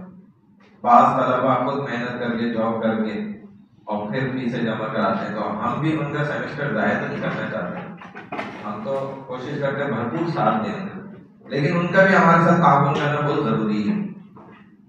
और हमारे साथ ताउन आपका क्या है कि आपने हमें अच्छे से पढ़ के दिखाना है। यूनिवर्सिटी वाले बच्चों की तरह नहीं पढ़ते हैं, अच्छे बच्चों की तरह, जो अच्छे पढ़ने वाले होते हैं ना। अच्छा पढ़ने वाला आप अभी से बन सकते हैं, कोई मुश्किल नहीं है। जो मैंने आपको एक प्रैक्टिस बताई है ना, इस पे आप आज से अमल करें। किसी कोर्स के लिए करें नहीं करें, इस्लामिक स्टडीज के लिए करें, तो आप खुद देखिएगा जब आपको 100 में से 100 नंबर मिलेंगे और आपका दिल खुश होगा कि यार वाकई हमारे इस उस्ताद ने हमें बहुत पते की बात बताई। आप सिर्फ जो है ना हर लेक्चर को मेरी क्लास आने से पहले ना, अपनी क्लास आने से पहले एक दफा नजर मार के पढ़ के आया करें बस। फिर आप देखें आपको कितना आसान लगेगा सब कुछ, बहुत आसान हो जाएगा सारा। और अगर ये नहीं करेंगे तो उतना मुश्किल हो जाएगा। असल में इस्लामिक स्टडीज को ना हमारे स्टूडेंट्स तलबा बहुत ज्यादा आसान समझते हैं। यार ये इसमें क्या मसला है, तो वो मसाइल मैं आपको अभी बता देता हूँ, ताकि आप मुझे कल को नहीं कहें कि सर आपने हमें शुरू में तो बताई नहीं ये बात, अब आप आके हमें ऐसे कर रहे हैं, ये तो बहुत गलत बात है। ये बात आप मुझे कल को ना बोलें, इसीलिए मैं अभी बता रहा हूँ कि भाई इस्लामिक स्टडीज इकरा यूनिवर्सिटी में आप जितने भी कोर्सेज पढ़ लें उनमें सबसे मुश्किल है। और वो मैं आपको मुश्किलात अभी बता देता हूँ क्या मुश्किलात है। मैं फिर रिपीट कर रहा हूँ अपने सेंटेंस को कि आप इकरा यूनिवर्सिटी में जितने भी कोर्सेज आपने लिए, लड़कियां भी बच्चियां भी सब जितने भी कोर्सेज आपने लिए उनमें सबसे मुश्किल क्या है, इस्लामिक स्टडीज है। इस बात का मेरा ये मतलब नहीं है कि आप ड्रॉप करके चले जाओ या आप ड्रॉप करके भाग जाओ, ये मतलब नहीं। लेकिन जितनी जो चीज मुश्किल होती है ना, उतना ज्यादा उसके पढ़ने में मजा आता है, उतना ज्यादा अच्छा लगता है, और उतना ही इंसान को उसमें फिर इंटरेस्ट भी होता है, दिलचस्पी भी उतनी ज्यादा बढ़ती है। क्योंकि देखो इस्लामिक स्टडीज के अंदर ना आपके पास अरबिक है। पिछला पेपर मेरे पास जो है ना, मैं आपको चले उसमें तो है, वरना मैं भी आपको इधर डिस्ट्रीब्यूट करके दिखा देता। फाइनल पेपर जो अभी हुआ है प्रीवियस सेमेस्टर का, फॉल का 2022 टू 2023, उसमें आप देख लें कितनी अरबी आई थी। बराबर जो है वो तड़प गए, बालों की रूहें निकलते निकलते बची हैं बस। वो यही वजह है कि भाई अरबी के बगैर तो इस्लामियात है ही नहीं ना, इस्लामिक स्टडीज कौन है अरबी के बगैर। अब अरबिक में जो है वो मसले मसाइल आते हैं, और अरबिक आपने लाजमी पढ़नी है, लिखनी भी है खुद से, यानी कि आपको आयत नंबर बता दिया, अब आपने लिखनी है, बताओ लिखो भाई आयत, आपने खुद हाथ से लिखनी है। ये बात समझ आ रही है? और ये मैंने तलबा को करवाई भी थी सबकी प्रैक्टिस। जैसे मिसाल के तौर पे आपको कह दिया भाई सूरह हुजुरात आयत number verse number 1, please write verse number 1 of the सूरह हुजुरात with translation and any one of reference and any one of example to related to this ayat, जो इस आयत से मुताल्लिक है। अब आपने क्या करना है, वो पूरी सूरत की आयत भी पूरी लिखनी है। सूरत हुजुरात बता दिया, आयत नंबर 1 बता दी, तो अब आपको आयत लिख रहे हैं।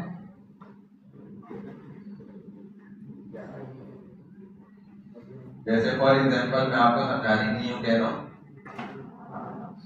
तो अब ये पूरी आयत आप इस तरह अरबी में लिख रहे हैं। जबर जेर पेश आप भले नहीं लगा रहे, कोई मसला नहीं है।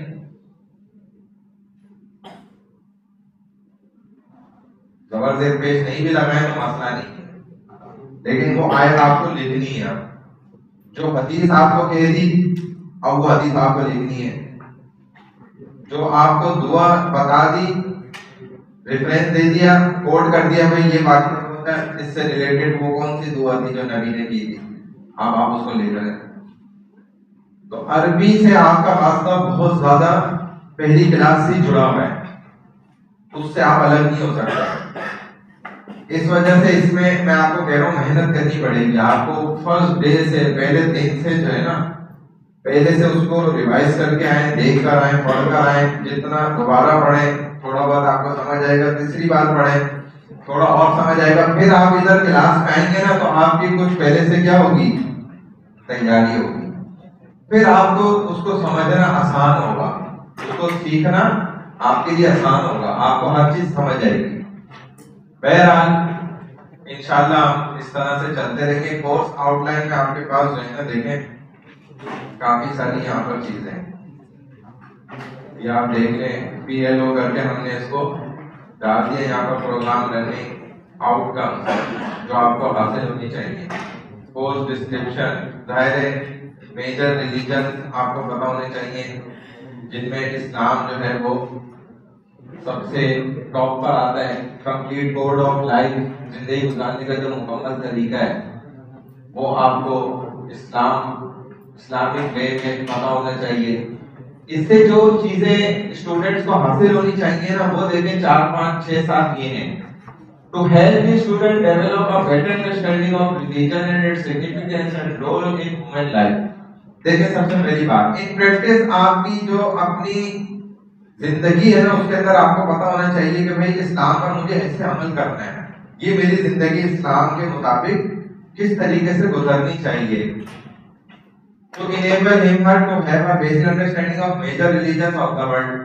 दुनिया में जो इस वक्त सबसे बड़े मज़ाहिब हैं उनका आपको पता होना जरूरी है कि दुनिया में कौन कौन से मज़हब ऐसे हैं जिन पर अक्सरियत लोगों की आवाम जो है वो अमल करती है।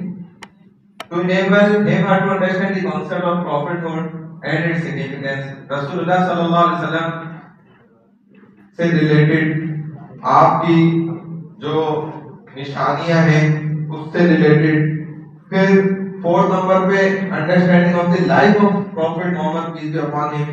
नबी करीम सल्लल्लाहु अलैहि वसल्लम की जो जिंदगी है सारी वो आपको पता होनी चाहिए कि हमारे रसूल सल्लल्लाहु अलैहि वसल्लम किस तरह इस कायनात की वजह बने, कायनात बनने की।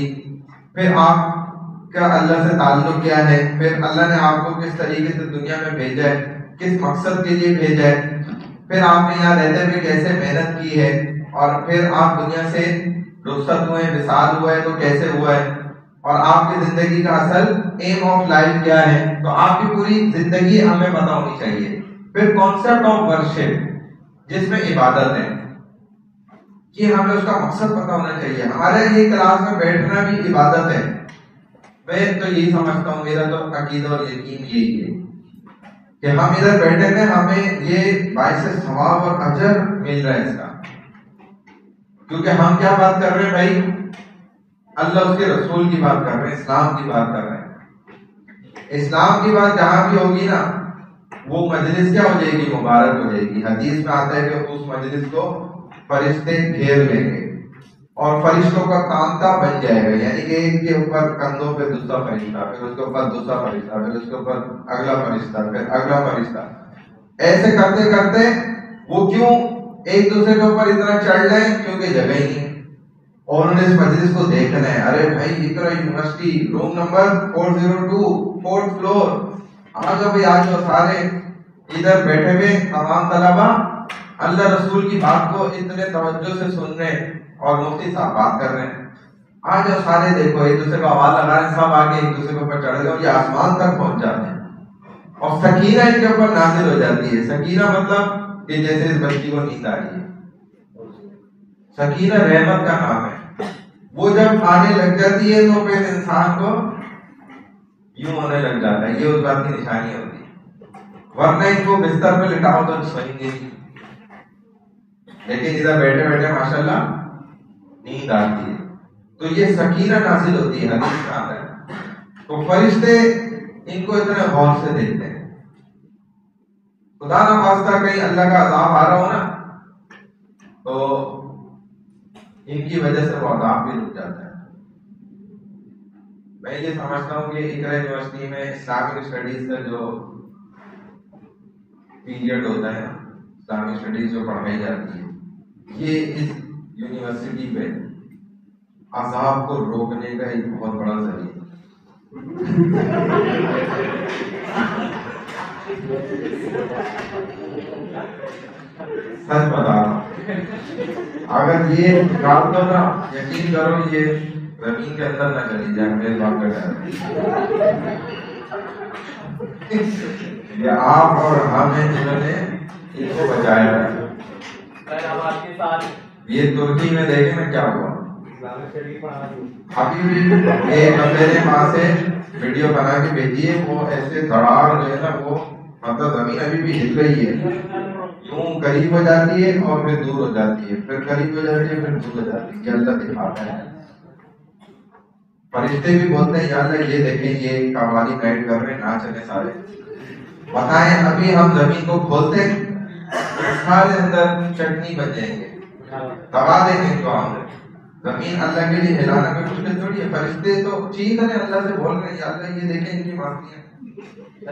ये खुल के जो है कव्वाली के नाम पर इसको जायज समझते हैं, हलाल बना देते हैं, ये ऐसा काम कर रहे हैं। अभी आप इजाजत दें या अल्लाह इनकी हम मस्ती निकाल देते, 2 सेकंड भी नहीं कर रहे। तो अल्लाह बोलते हैं अरे वो तो देखो यूनिवर्सिटी के साथ जो मस्जिद है उधर बैठा हुआ बच्चा है, और वो देखो बिस्मिल्लाहिर्रहमानिर्रहीम पढ़ रहा है, या इधर क्लास में भी चलो ऐसा हो रहा है, तो अल्लाह बोलते हैं भाई वो देखो ना कितना अच्छा काम कर रहा है, मेरे गुस्से को ठंडा करने वाला काम कर रहा है। ठीक है ये लोग गलत काम कर रहे हैं, तो इनकी बरकत से ना, जो अच्छा काम कर रहा है उसकी बरकत से इनको भी मैं छोड़ देता हूँ, नहीं पकड़ता इनको। वरना अल्लाह के लिए पकड़ना में मुश्किल थोड़ी, अल्लाह तो दिखा देते हैं, 1 सेकंड लगता है। तो ये आपकी मेरी बरकत की वजह से माशाल्लाह से इकरा यूनिवर्सिटी भी खड़ी की अपने पैरों पे। जैसे आपकी मेरी बरकत की वजह से अंग्रेज और फरंगी भी जो है रोटी खा रहे हैं, और हमें आके दिखाने की कोशिश करता है। क्योंकि अल्लाह का नाम लेने वाला जब तक इस दुनिया में है, अल्लाह ने इस दुनिया को बाकी रखा हुआ है।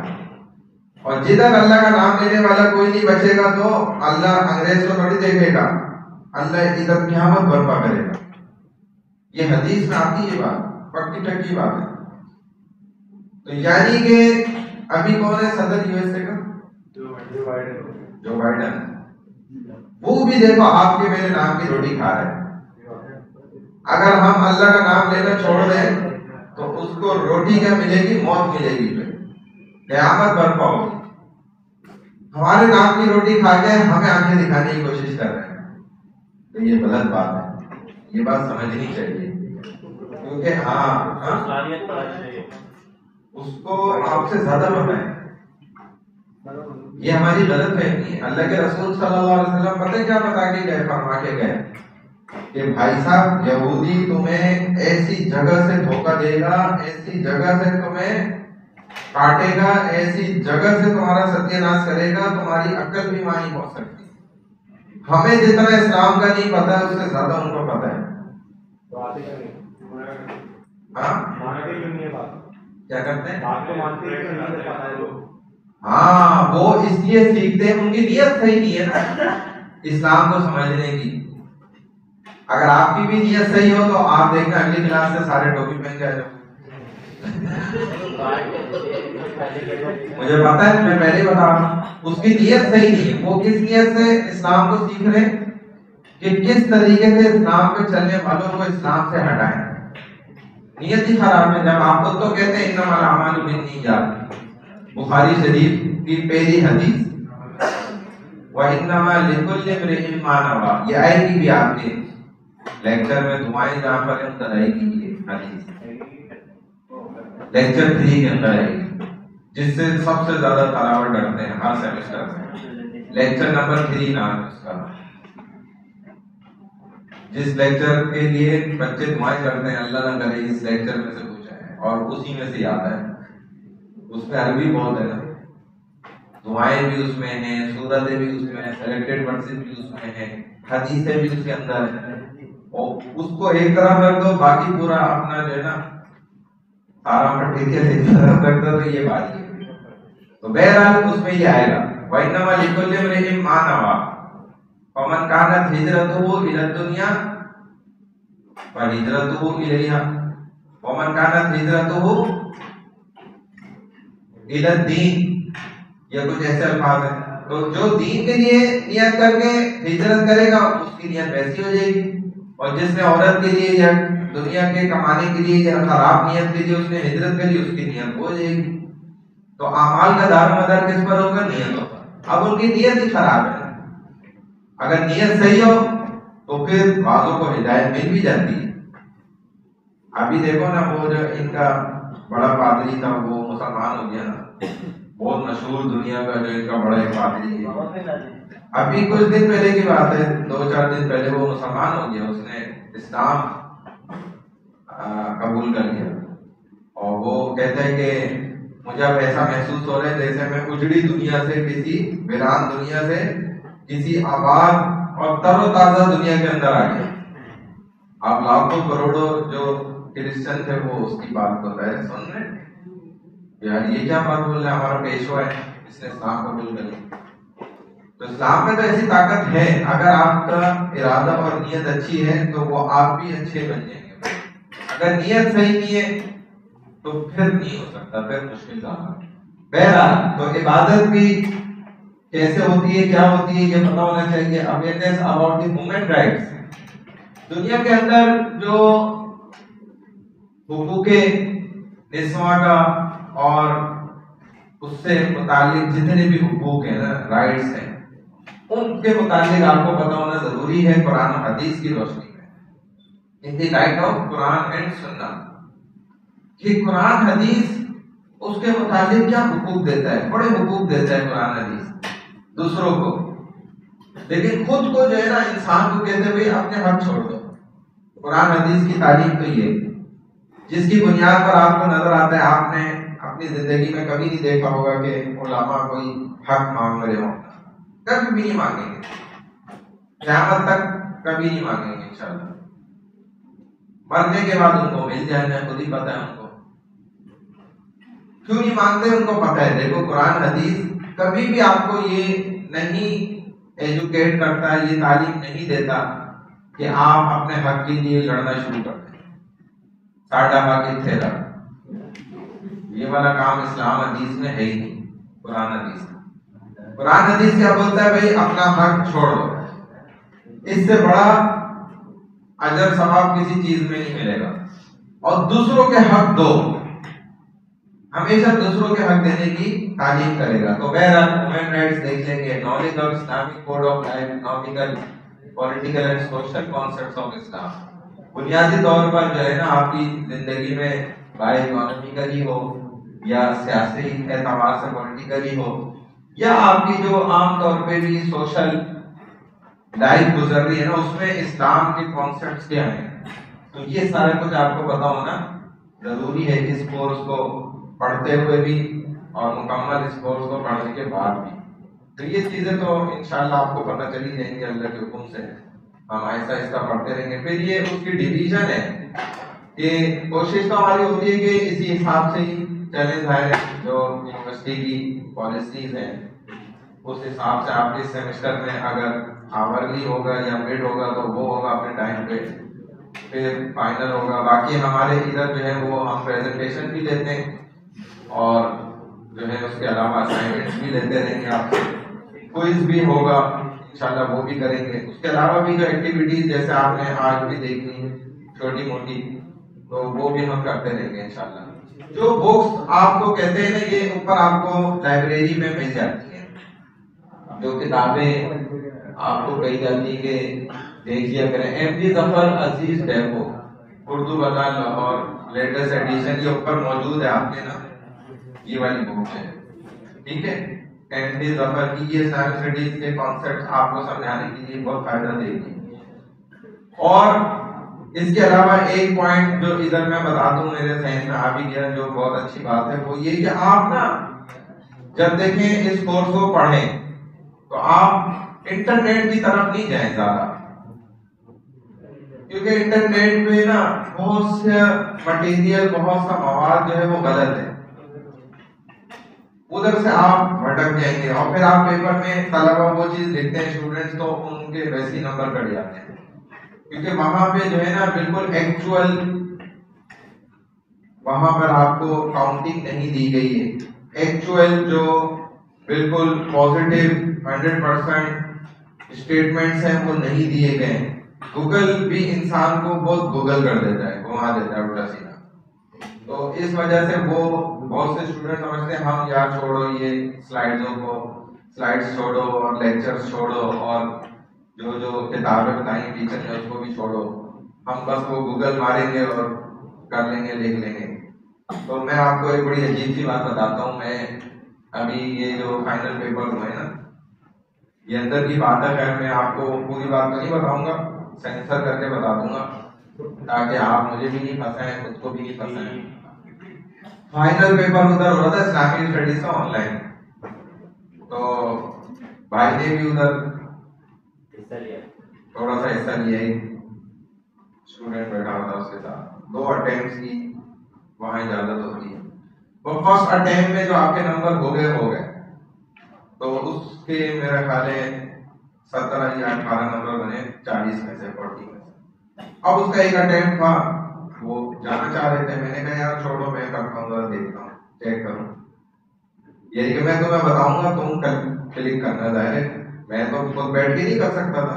तो वो पूरा सेकंड अटेम्प्ट मैंने करा और 40 में से जो है वो 29 नंबर आए, 29, यानी 11 नंबर फिर भी नहीं आए।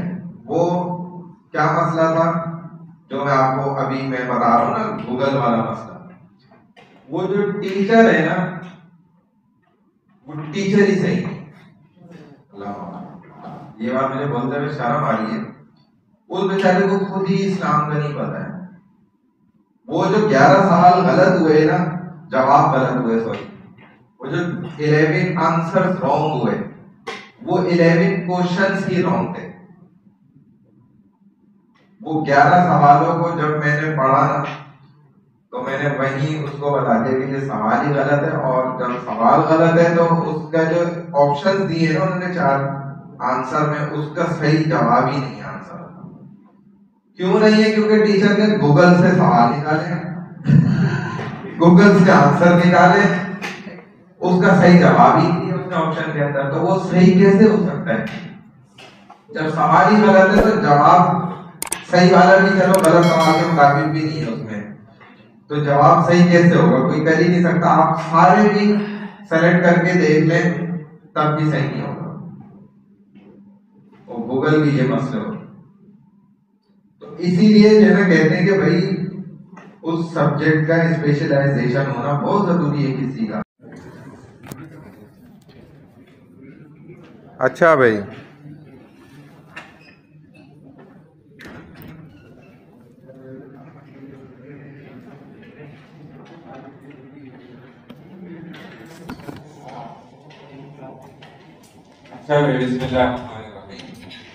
अब देखो फर्स्ट लेक्चर में और सेकंड लेक्चर के लिए जो है ना, आपके पास 5 पिलर्स ऑफ इस्लाम, ये फर्स्ट लेक्चर में हम लेकर चलेंगे, और सेकंड लेक्चर के लिए 7 articles of Islam, 7 believes in Islam, 7 वो नुकात या आर्टिकल्स जिनकी बुनियाद पर एक अच्छा मुसलमान जो है वो ज़िंदगी गुजारता है और जिसकी बुनियाद पर वो हकीकत में मुसलमान भी कहलाता है।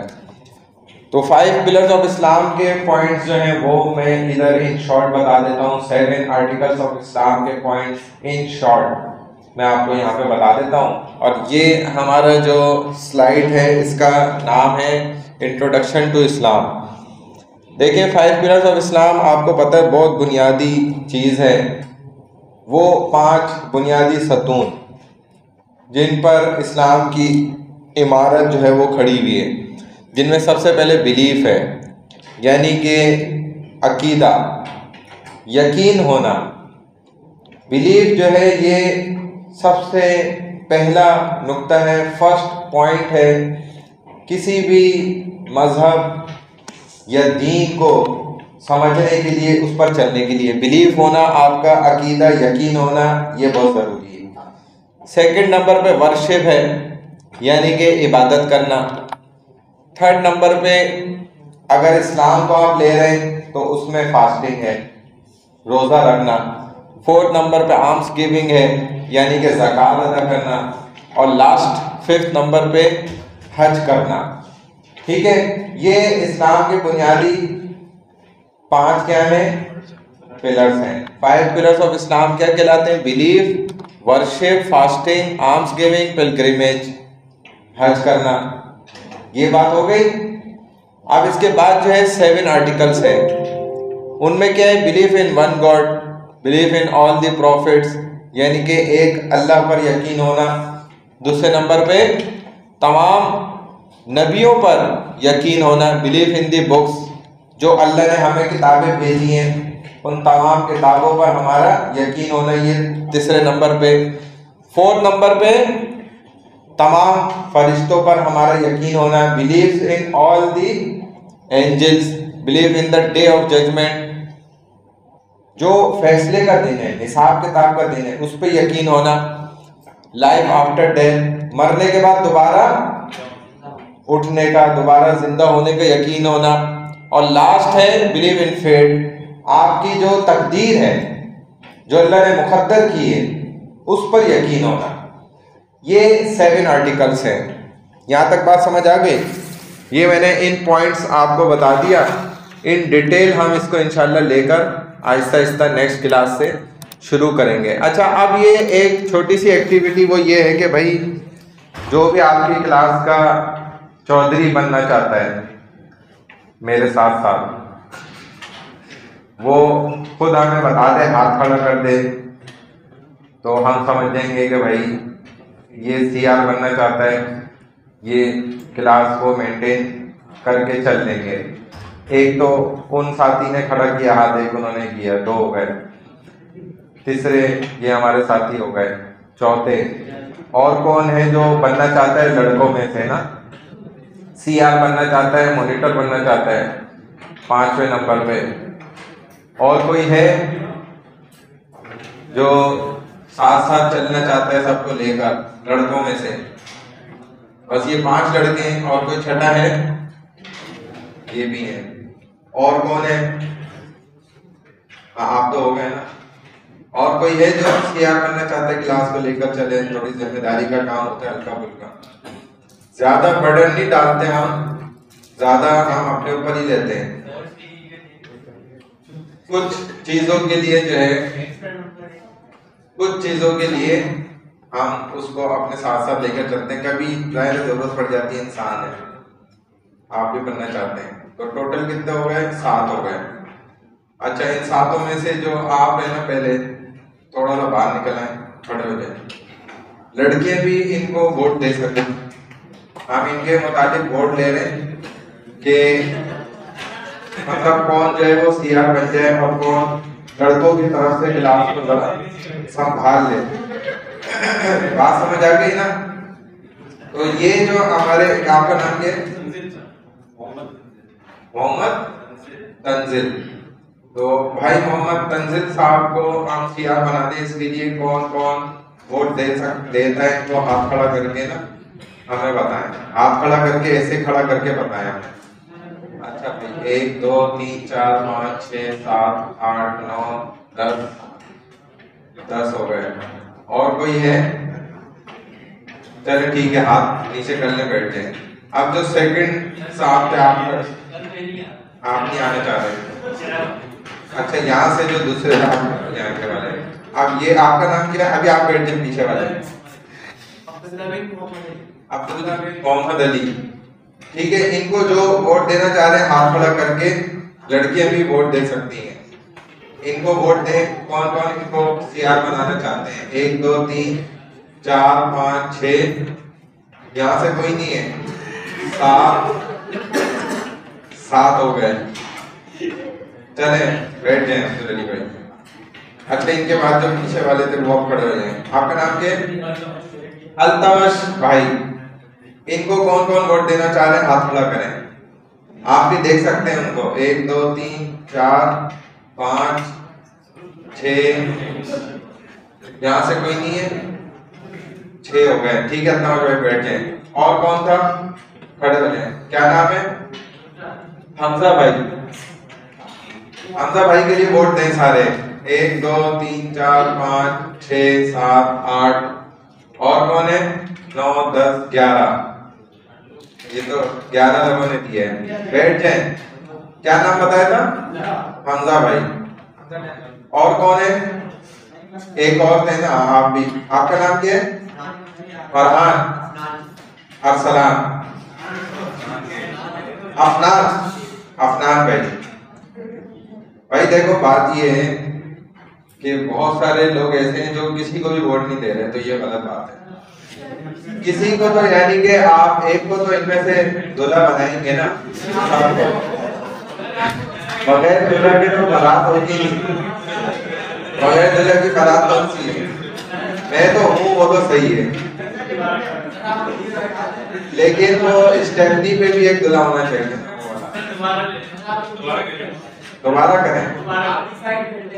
मैं तो वहाँ डिसाइड करता हूँ, लेकिन मसला ये है कि किसी एक तरफ तो होना चाहिए ना, ही में या शी में तो होना जरूरी है ना, तीसरी कैटेगरी में तो नहीं जाना चाहिए। तो इसीलिए किसी एक तरफ तो आपको वोट किसी को तो देना चाहिए। बिल्कुल ये नहीं कि आप बैठे रहे खामोशी से कि भाई मैं तो किसी को ही नहीं दे रहा, मैं इस निजाम भी नहीं मानता, वो नहीं होनी चाहिए बात। तो ये हमारे अफनान भाई, अफनान भाई को कौन कौन वोट दे रहे हैं लड़के लड़कियों में, वो हाथ खड़े करें। चले भाई, एक इन्होंने दी है।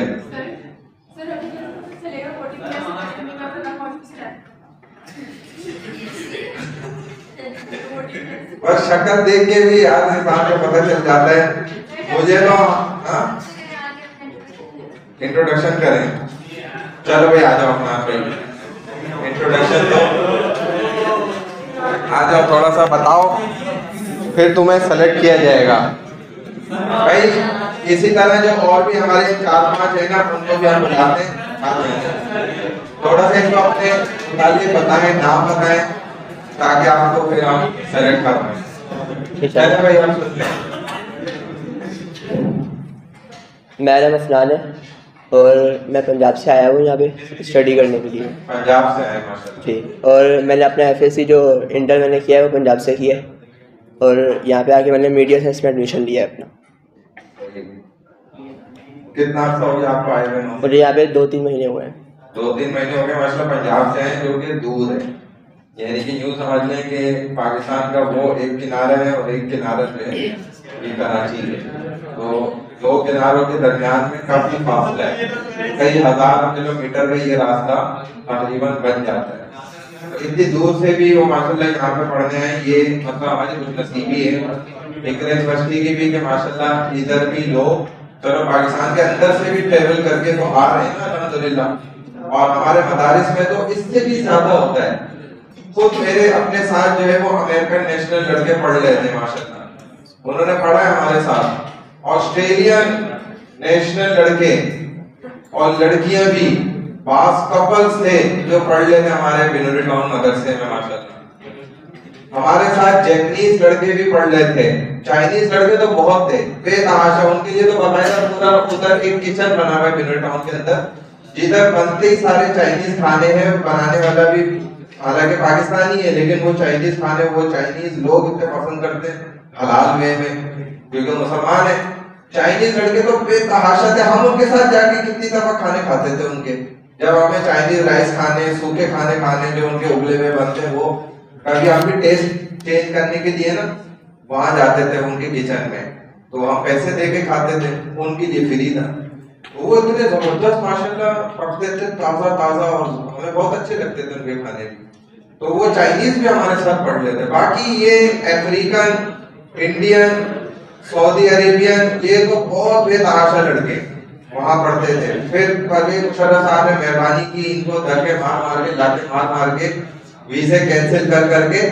तो ये बताती है आपकी एजुकेशन कि इस्लामी तालीम यहाँ की पाकिस्तान की कैसी जबरदस्त है, कि आउट ऑफ कंट्रीज से लोग उठकर सऊदी अरब जैसे मुल्क से, जिसको हम इतना इस्लामी समझते हैं, उधर से लोग नेशनल अरबी, हमारे लड़का तो वो इधर बेचारा उसके ऊपर ट्रक भी चढ़ गया, वो शहीद हो गया।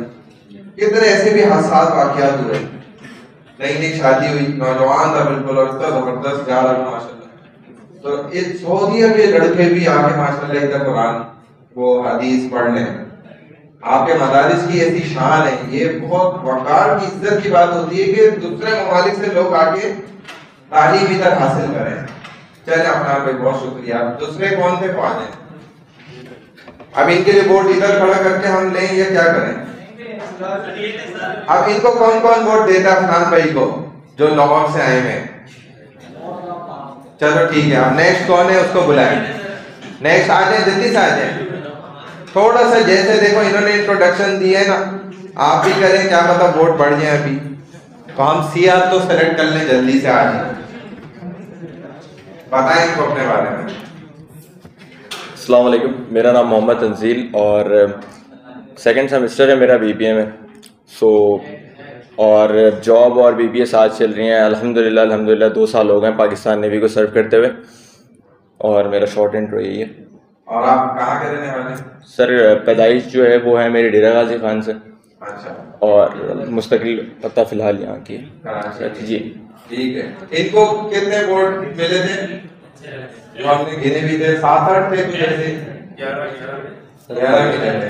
चलो ठीक है, नहीं 11 वाला तो इधर कोई था। आ जाए आप, आ जाए 11 वाले,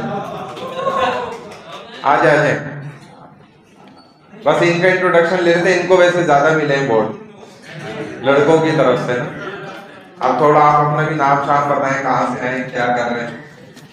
अस्सलाम वालेकुम। तो बताना क्या? नाम बताएं अपना। अच्छा, हमजा नाम है मेरा। और सब क्वेश्चन पेपर जैसा होता है। और कहाँ से आए हैं? मेरा फर्स्ट नहीं सेकंड सेमेस्टर है। सही। और पाकिस्तान से हूँ मैं। कौन सी जगह से?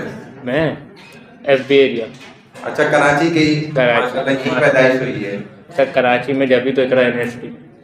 हाँ, जब भी तो इकरा में नहीं देखे ना, वो पंजाब वाले भी हैं इकरा में तो माशाल्लाह सर। वो किस्मत, केपी वाले भी हैं, किस्मत की बात है। हाँ ना, वो देखे वहाँ से भी माशाल्लाह आए हैं यहाँ। फिर सर और आप सिर्फ पढ़ाई कर रहे हैं या जॉब वॉब भी कर रहे हैं? सर दोनों कर रहे हैं। तो आपको अगर हम सीआर बना दें, संभाल लेंगे सबको? कोशिश पूरी करेंगे ना, कोशिश करने वालों के हाथ में। आपको पूरा नाम क्या बताया? हमजा शोएब। हमजा शोएब भाई को हम सीआर सेलेक्ट कर रहे हैं भाई, ठीक है ना। तो हमजा भाई को अभी हम ये एक काम दे रहे हैं कि एक व्हाट्सएप ग्रुप बना लें जिसमें हम तमाम स्टूडेंट्स और मुझ समेत, नहीं ग्रुप पे सब एक ही रहेंगे इंशाल्लाह, क्योंकि वहाँ पे इतनी प्राइवेसी होंगी कि आप इंशाल्लाह कुछ नहीं कर पाएंगे। अल्लाह के हुक्म से हम खुद उधर इसलिए मौजूद होंगे। तो हम एक ग्रुप अभी बना देंगे हमजा भाई के साथ मिलके, और आपको ब्लैक बोर्ड से ना सबको मैसेज आ जाएगा इंशाल्लाह थोड़ी देर बाद ना, जब हम फारिग होके चले जाएंगे।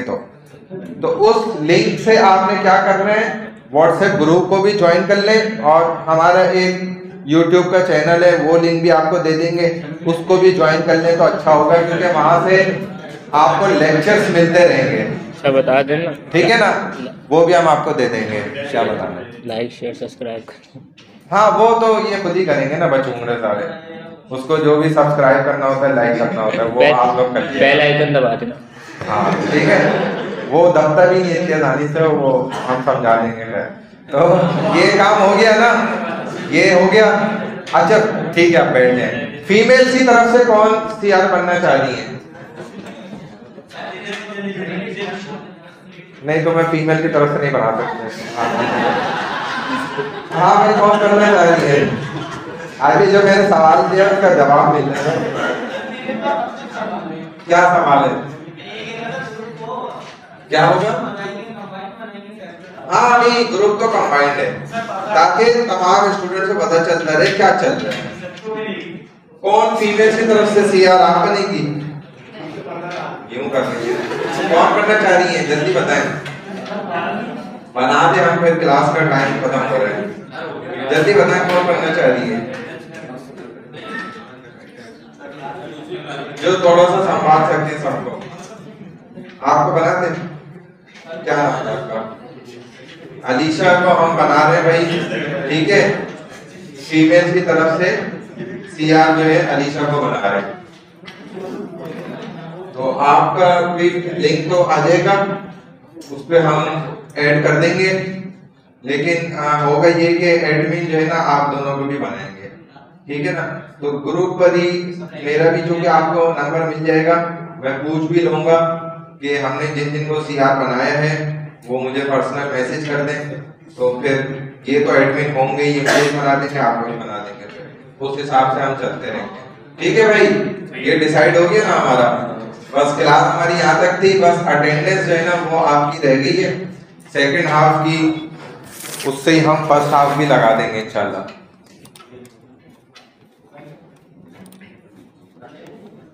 देखिए अटेंडेंस में ये चीज, आज फर्स्ट डे है, आज आप गौर से याद रखें कि ये देखें ये फर्स्ट कोड है हमारा अटेंडेंस का 3723020069।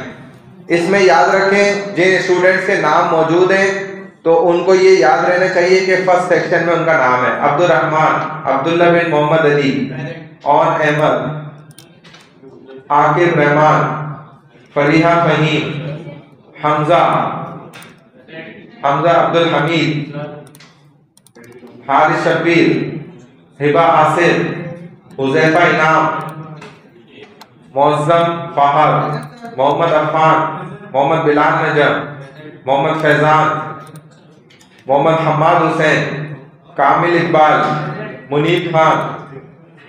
किसी का नाम निकल जाए तो मुझे बता दे बीच में। साद अरशद, साइम खान, शहरियार सलाउद्दीन, वसीम राव, मुहिब हैदर, उवैस आलम, राजा कफील, रिजा कफील आप हैं,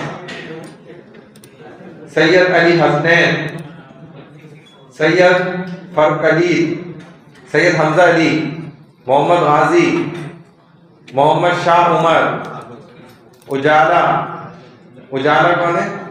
ठीक है, ये तो वकील अहमद।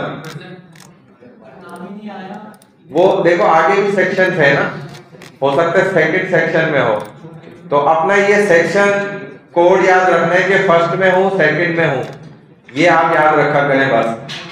अब्दुल मुइज अहमद, अब्दुल समद, अहसन अहमद, अलीशा सुल्ताना, आमना जमाल, अलीशा सरफराज, आयशा फरहान, दानियाल जमील, फरहीन हसन, फारूक अहमद, फिजा मुनव्वर, वानिया ताहिर खान, हैदर अली कौन है? हमदान हारून, हमजा अली, हुरिया खान, हुजैफा अली, लैला नादिर, माज बिन खालिद, मनाहिल इमरान, मरियम जमील, महरीन शाहिद, मोहम्मद अब्दुल्ला, मोहम्मद अली रजा, मोहम्मद अल्तमश अंसारी, हमजा खान, अल्तमश है हमजा खान, हमजा सिद्दीकी, हुजैफा सिद्दीकी, काशिफ खान, मुस्तफा खान,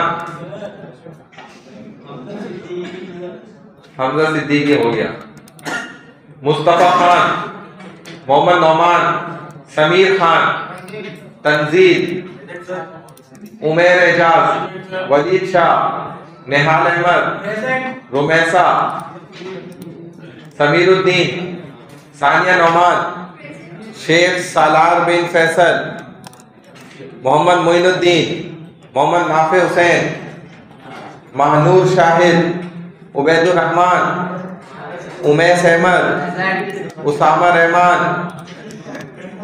उजैर अहमद, उसामा रहमान है, हाँ चले जाए। थर्ड सेक्शन है, बस ये अपने नाम याद रखें किस सेक्शन में नाम आ रहा है। जिनकी हो गई अटेंडेंस वो जा सकते हैं, खामोशी से जाए। लेकिन अयाज खान, इकरा परवीन, मोहम्मद अरसलान, मोहम्मद हमजा, इरफानुल्लाह खान, जैन खालिद, सलीहा सिद्दीकी, समीर असलम, शिज़ा, सिद्ध हुसैन, उमर फारूक खान, जाहिद हुसैन। अब ये जो है ना लास्ट सेक्शन है संडे के लास्ट, अभी जो बंद किया है थर्ड सेक्शन में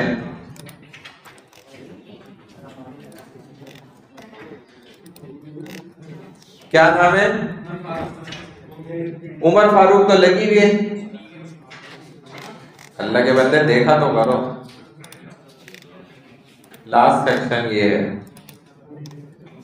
अदील यूसुफ, अफनान हसन गौरी, अफशा बेनजीर, अनस अम्मा अहमद, दयान हादी, फाहम अहमद सिद्दीकी, हमजा शुएब, हिरा खान, हुरिया अली, लाइबा इस्माइल, मरियम फारूक, मोहम्मद अब्दुल्ला, मोहम्मद अरीब खान, मोहम्मद दानिश अयूब, लारेब, मोहम्मद साद, मोहम्मद उमेर, मोहम्मद उमर बिन इश्ताक, उसामा, सैयद अनस तैयब, बुरहानुल हसन, मौज़म अब्बास, मोहम्मद ज़ैनुल आबदीन। ठीक है भाई। हाँ जी, क्या कह रही हैं? अभी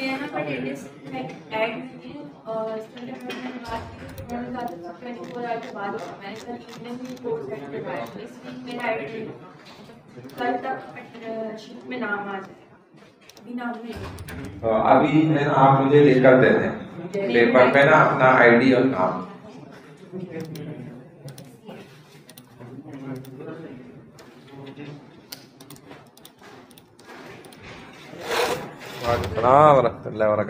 अल्लाह का शुक्र अल्हम्दुलिल्लाह। बेसिकली मैं मास्टर्स का स्टूडेंट हूँ, लेकिन मैं बीकॉम करके जो किया तो मैं जॉब अब बैंकिंग में, तो मैं ऑर्डर टाइम अप्लाई हूँ। अच्छा, कौन से में बैंक? Saudi national bank. अच्छा अच्छा, माशाल्लाह, ज़बरदस्त। Thanks for watching. Don't forget to like, comment, share and subscribe to famous scholar को सब्सक्राइब करके बेल आइकन पे जरूर क्लिक करें। जज़ाकल्लाह।